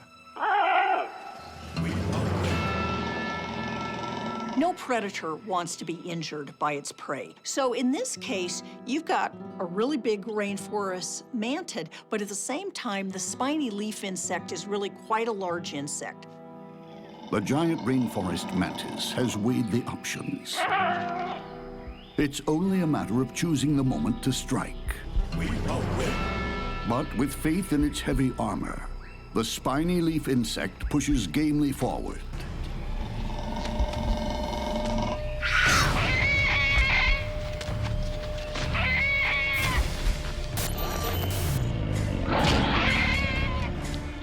The mantis's powerful jaws start slicing through its victim.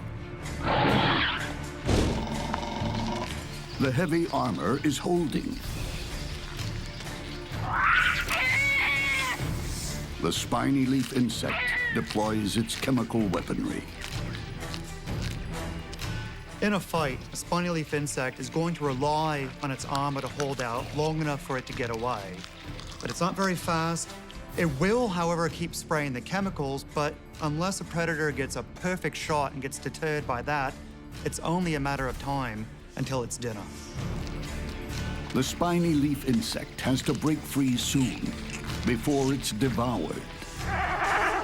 Breaching the armor, the more the mantis eats, the less its victim can fight. It's a race through the first course.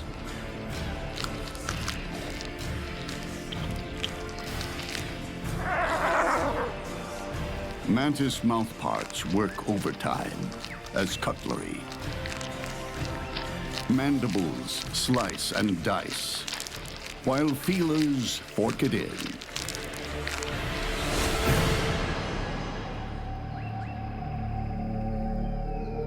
Another life ends in the rainforest. What the mantis can't eat, others will. The giant mantis is happy to share now. It's full. And there's a mess to clean up. In the miniature world of monster bugs, lifespans can last just weeks, perhaps days, even hours. Death lies around every corner, and strength is no protection. What happens when a powerful bull ant comes face to face with a redback spider? Only one will live another day.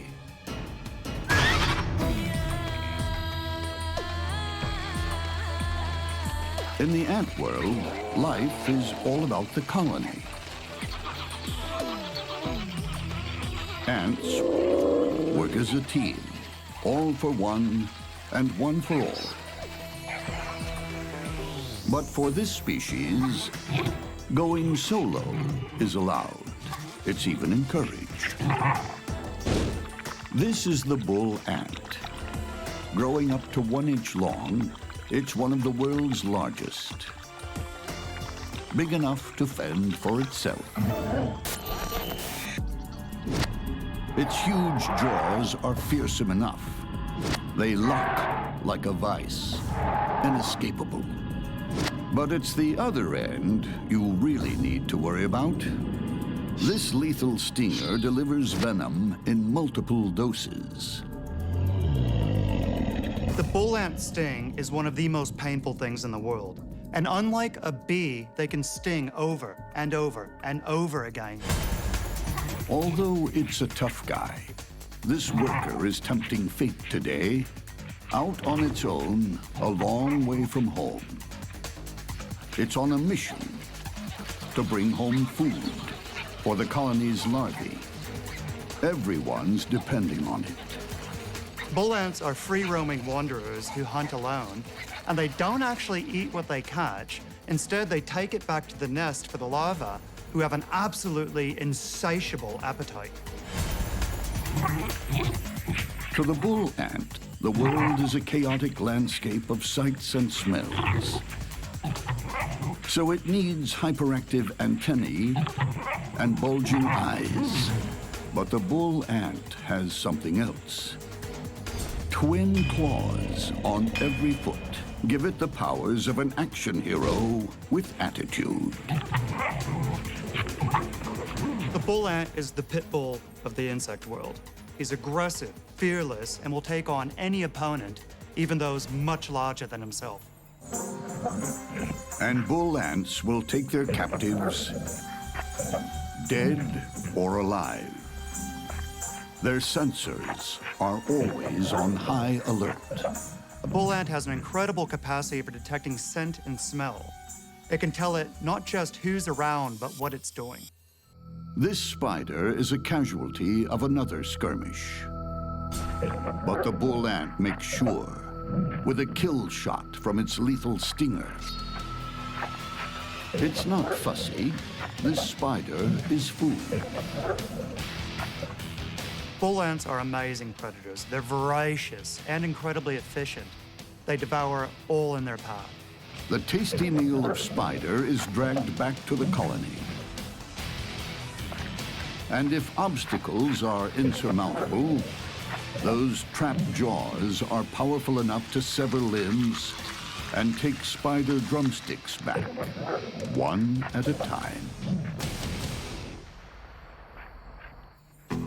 To the uninitiated, the bull ant can be mistaken as vain. It looks like it's constantly grooming, but it's actually cleaning its senses for battle. Ants need to groom in order to clean their sensors, such as their antennas. Much as when we're driving our car, we need to clean our windshield if we want to be able to see.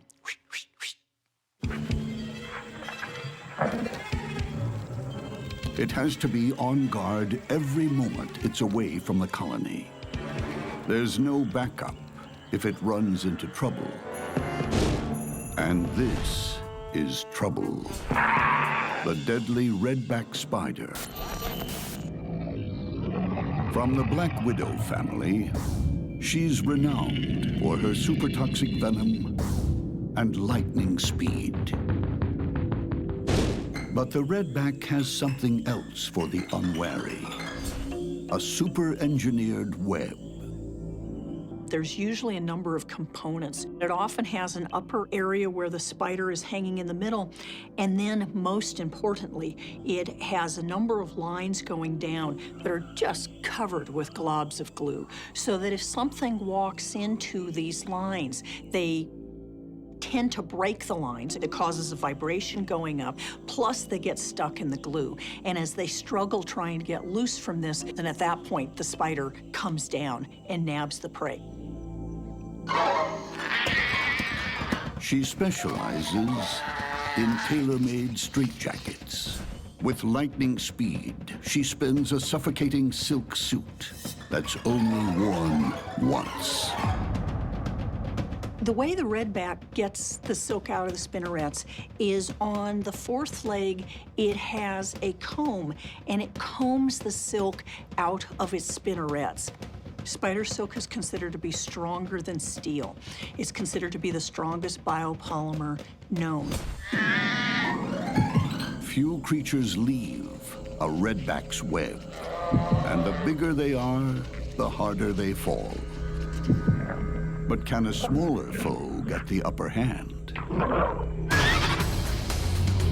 This contest pits two agile killers head-to-head. Jaws and Venom versus Death Trap. The bite of a bull ant's not going to really do that much. What it needs to do is get a sting in and get that deadly venom inside that spider. Here you've got a situation where you've got two predators that are about the same size, each of which has multiple lines of defense, and so it honestly could go either way.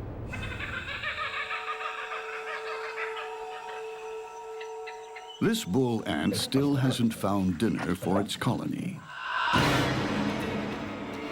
It forages deeper into a log, unaware of the deadly trap ahead. Although the redback is venomous, actually her most important weapon is her web. And her web is like Kevlar dripping with super glue. One false step is enough.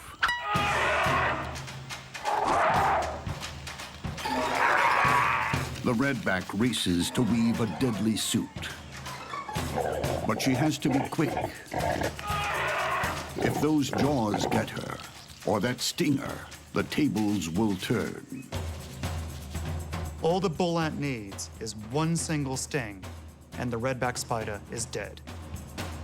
The bull ant's jaws are trapped. A sting shot is its only hope. But its captor is weaving at lightning speed. Every second makes it harder and harder to move. But as it's hoisted up, the ant breaks free and tries to bite. The bull ant has these incredible, powerful mandibles that can give a really nasty bite. It's like you have a vice that's combined with a saw. The spider needs a better suit. Fast.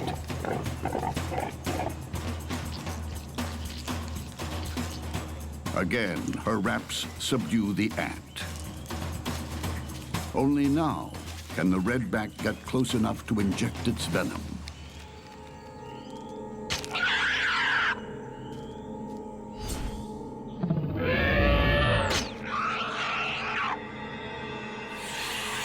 The deadly brew flows through two tiny fangs. The venom is going to attack the nerves of the bull ant, killing it almost immediately. All the spider needs to do is wait as her victim dies in a silk shroud.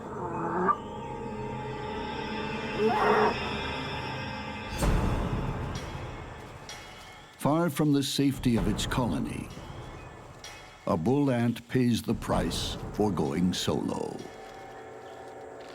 No one heard it scream.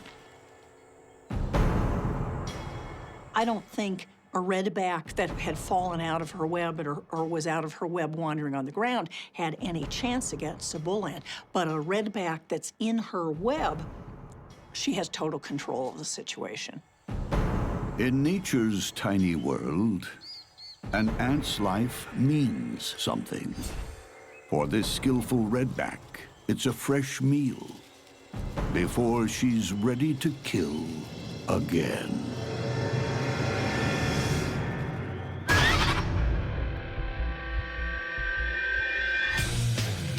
The world is crawling with bugs. Half of all known species on our planet are insects. Some crawl on land, others lurk beneath it. Some climb, others live in the sky. There is no escaping bugs. Even the water is not safe.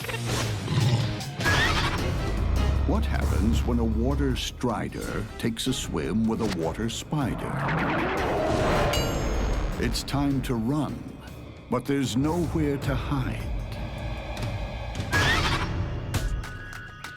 Some call him the Jesus bug, because he too can walk on water, although he prefers to jump at lightning speed. If something tries to catch him, his best defense is to just skate across the water, but he can also use the water like a trampoline and jump up in the air. They can travel 100 body lengths in a single second. It's like a 6-foot-tall human taking off at 400 miles per hour. More incredible still, the water strider never gets wet. Along each leg, thousands of tiny hairs trap air bubbles, and this makes a waterproof coat. Also helping to keep the water walker dry is surface tension on a pond. Its long legs spread its weight without breaking the surface.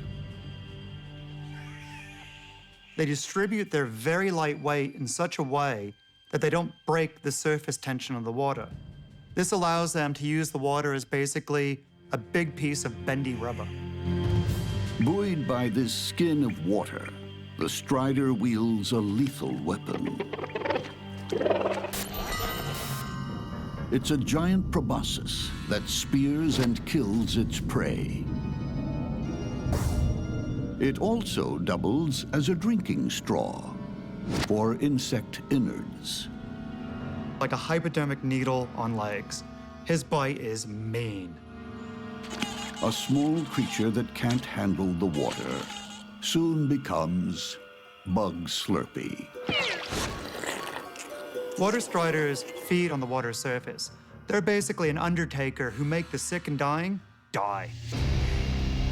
The water strider turns any pond into a battleground, but it doesn't have the field to itself.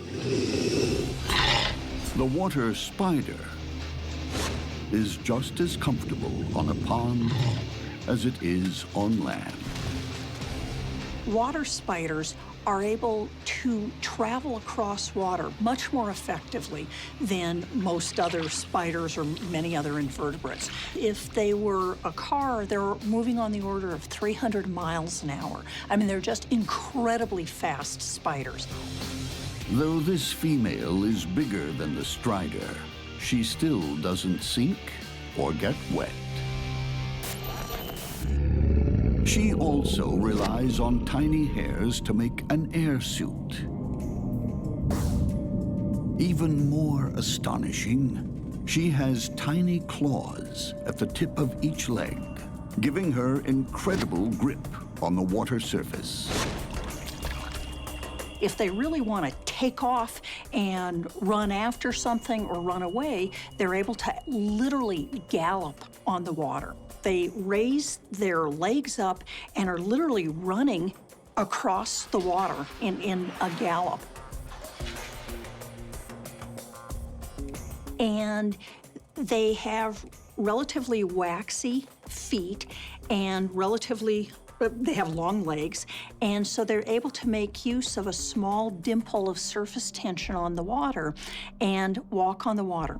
They hold their front legs and their back legs out, holding onto the water, and then they use their middle two legs to stride, and the little dimple of water acts like an oar. So literally, they're moving along like this in the water. And when a potential meal, like this fly, hits the water, it telegraphs ripples straight to the spider's sensors. By putting their feet at the water's edge, they're responding very closely to vibrations coming from the water. They're exquisitely sensitive to those vibrations. There are worse ways to go than drowning.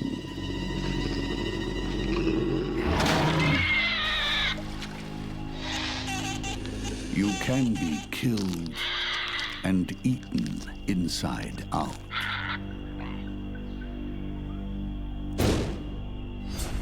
In a face-off between these two floating attack machines, it all comes down to who moves first.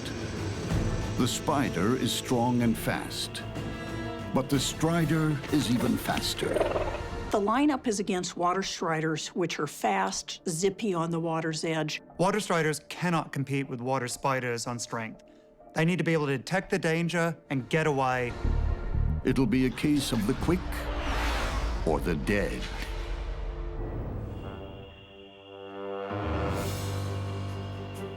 These water striders are drifting around the pond with the wind.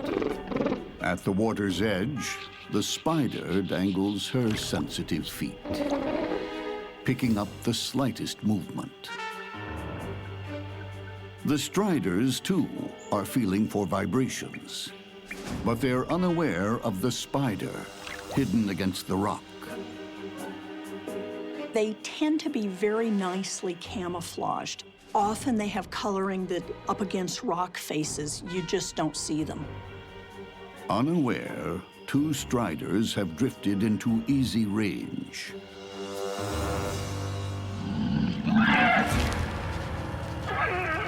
One uses its lightning speed to escape. The other is not so lucky. Deadly venom shoots into the strider. It will never know what happened. The fangs are used to squish the prey up to some extent.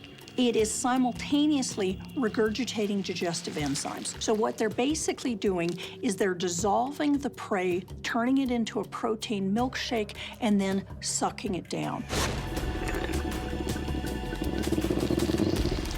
The strider is turned to liquid. The water strider was in the wrong place at the wrong time to mess with a water spider.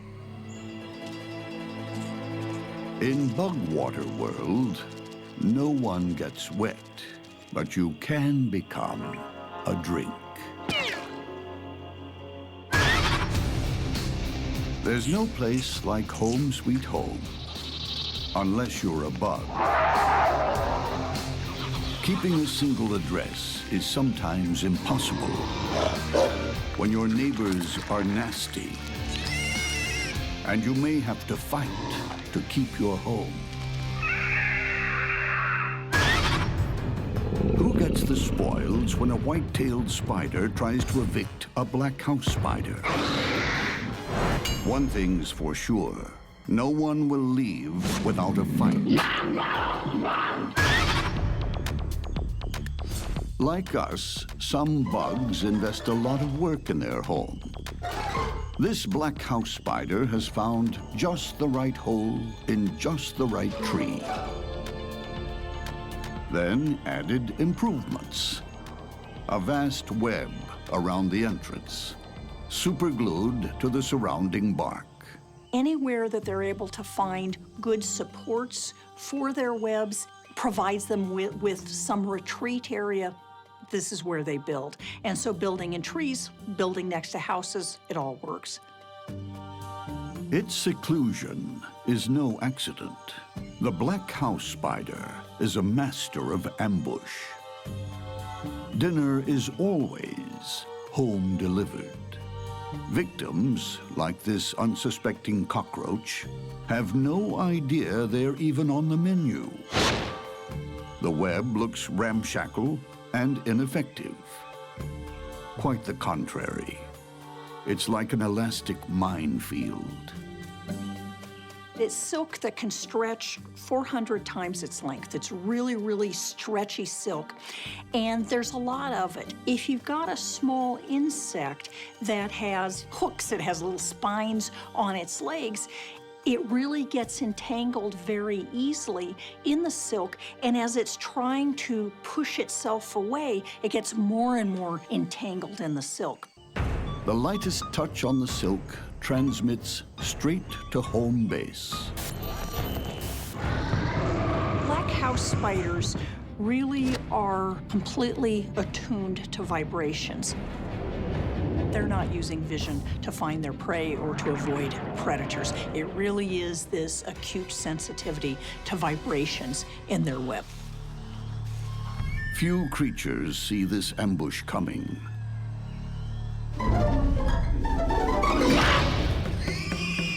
A venomous bite seals the deal. But the spider doesn't stay on the street for long.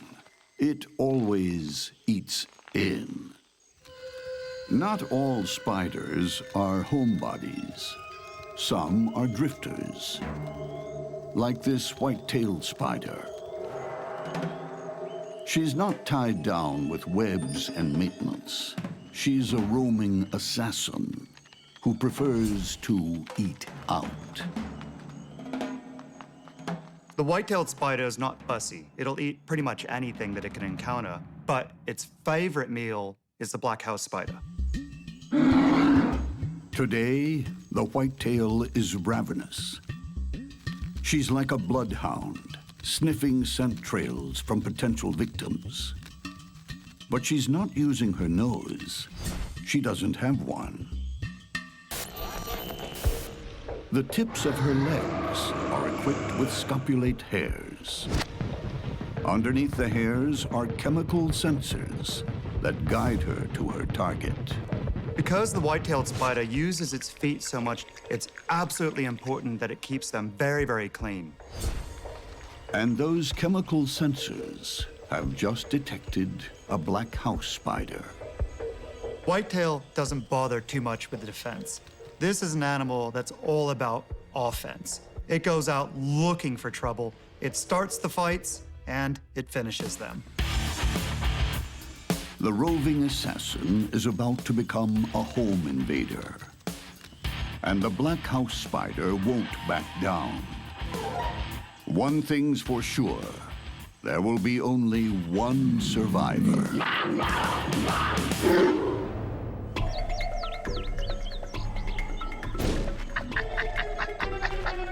This white-tailed spider is cruising for dinner. She has no web, no family ties, no fixed abode.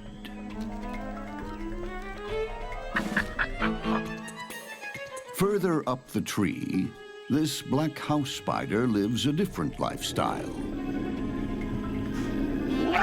It set an elaborate web outside its permanent home. Now it's monitoring for vibrations, hoping whatever's coming will be another meal.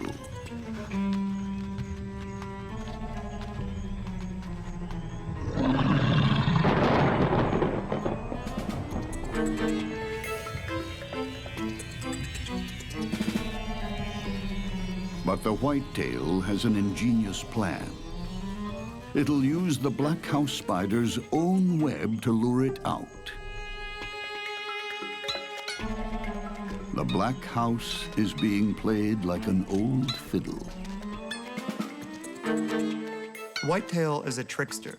It'll sit there and pluck on another spider's web, mimicking a prey trapped in there, and then nails it like lightning. The black house takes the bait. It's expecting an easy meal, but it finds a mortal enemy.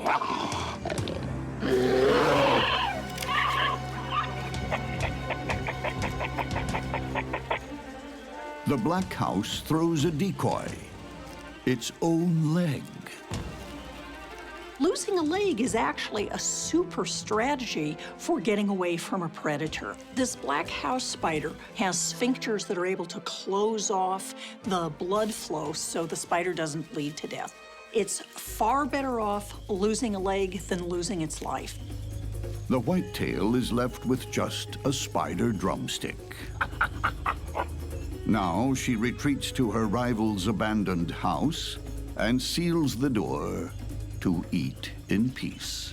The white-tailed spider is a wanderer. It doesn't stay very long in any one place.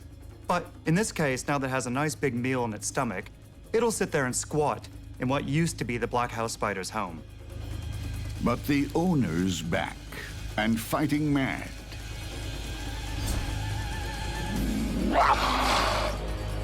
It plans to repossess its house.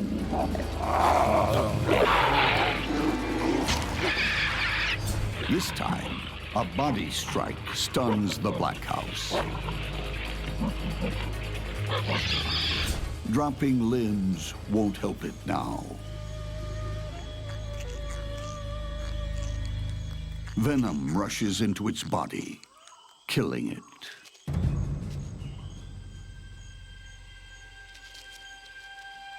There's one final indignity. The black house spider will be consumed in its own home. In bug realty, you can be evicted and eaten on the same day.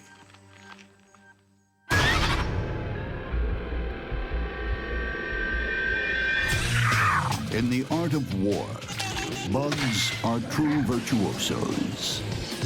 They have evolved so many ways to kill, they leave humans in the dust. But it's nearly always hand-to-hand combat.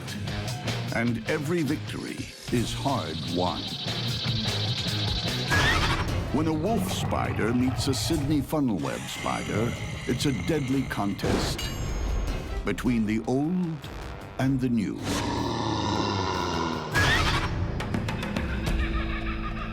Although there are almost 40,000 species of spider, they come in two main categories, modern or primitive. Like this Sydney funnel web, a dinosaur. It's changed little over millions of years. In terms of temperament, the Sydney funnel webs are just ill-tempered, cranky spiders. It's the grumpy old man of the bug world. It's still around today because it's a successful hunter. And the key to its reign are these. Two of the biggest, most powerful jaws in Spiderland, backed by super venom. You don't survive for several hundred million years without being effective predators and being good at what you do. So the funnel webs may not have many diverse behaviors, but in fact, what they do very well. But there are downsides to being Spider version 1.0. It can hardly see from its 8 eyes. Its lumbering frame isn't very fast. And its lungs are underdeveloped, so it's exhausted quickly. It mostly lies in wait, in moist, shady corners of the forest, with a small web funnel at the entrance. What characterizes these webs is it has a narrow funnel or a narrow retreat that the spider lives in. So it may have a hole in a log that's covered in silk, and then it runs out from this retreat in order to capture prey. They live in burrows. So basically, this is a burrowing species that's found in relatively moist soil under logs. One of the ways that funnel webs are found is that people are digging in their garden and inadvertently open up the burrow of a funnel web and they start wandering around. And you've got to hope that it isn't a male funnel web. Now, what's important to us in this situation is that males are 5 or 6 times more venomous than the females are. But what happens when this prehistoric monster comes face to face with a modern-day warrior? Will the old still outgun the new? In the world of monster bugs, there are 2 types of spider, modern and primitive. This is Spider version 1.0, the prehistoric Sydney funnel web. The Sydney funnel web is not only a seriously cranky spider, but they really tend not to back off. They're really an ill-natured spider. Their fangs are oriented parallel to one another, and so they strike down. And the way the funnel web does this is it rears its carapace up and then strikes repeatedly down with enormous force. The force is reputed to be sufficient to kill a mouse, to crush a mouse skull. This cricket came too close. And the funnel web's caveman table manners make short work of any prey. While it may be showing its age, the funnel web is always ready to take on newcomers. This is Spider version 2.0, evolving much later. The modern wolf spider is faster, stronger, and loaded with stamina. The wolf spider is so fast on its feet, it can cover 2 feet in a single second. That would be the equivalent of me doing a 100-meter dash in 1 second. With state-of-the-art eyes, nothing escapes its attention. The wolf spider has 4 large eyes on the top of its head. but also has 4 smaller eyes coming across in a row on the front. This gives it fantastic night vision and some of the best vision of any spider. It's like an Olympic athlete that wins gold not just for the 100-yard dash, but for the high jump as well. The wolf spider is capable of jumping 8 inches, even onto vertical surfaces. This would be the equivalent of me being able to jump 100 feet in the air. But this is no recreational hunter. The wolf spider is a killing machine, and it kills to eat.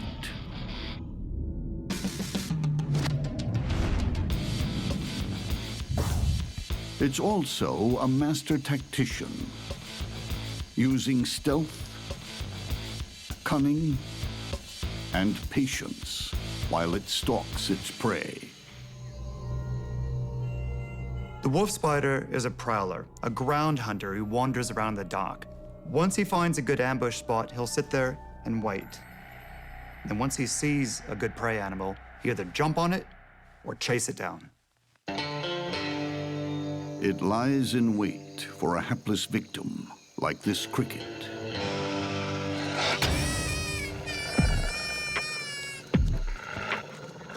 He is fast and powerful, basically the cheetah of the spider world.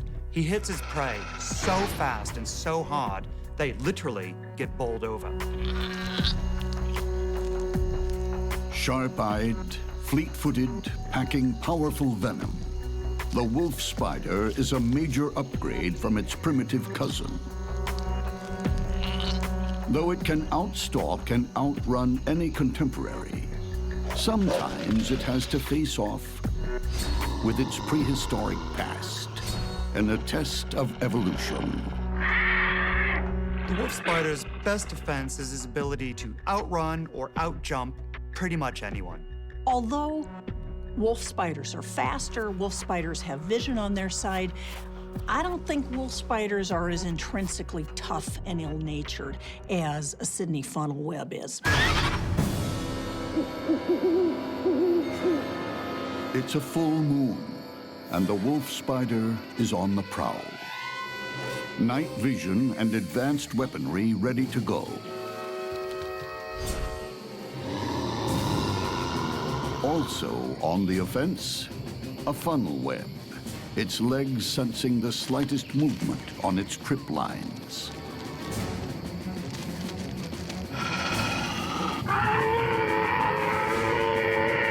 The funnel webs will rear up, and you can see venom dripping out of the tips of their fangs.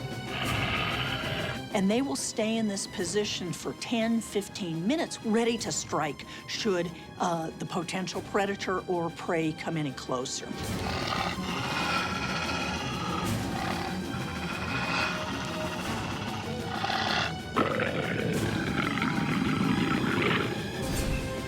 The encounter quickly turns into a standoff as 2 killers, close enough to touch, weigh their next move. It's a tricky standoff, like 2 gunfighters waiting for the other one to flinch.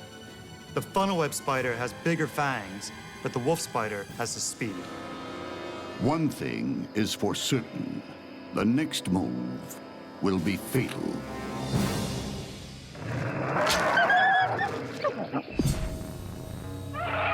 The funnel web strikes first.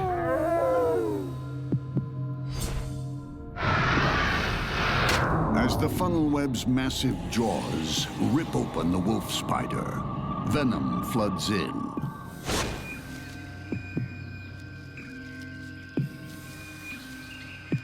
Today, old beats new.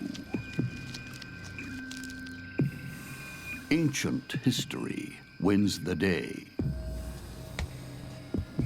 Although dinosaurs never made it to our present day, it's a different story in the bug world. Here, living history proves that new isn't always better.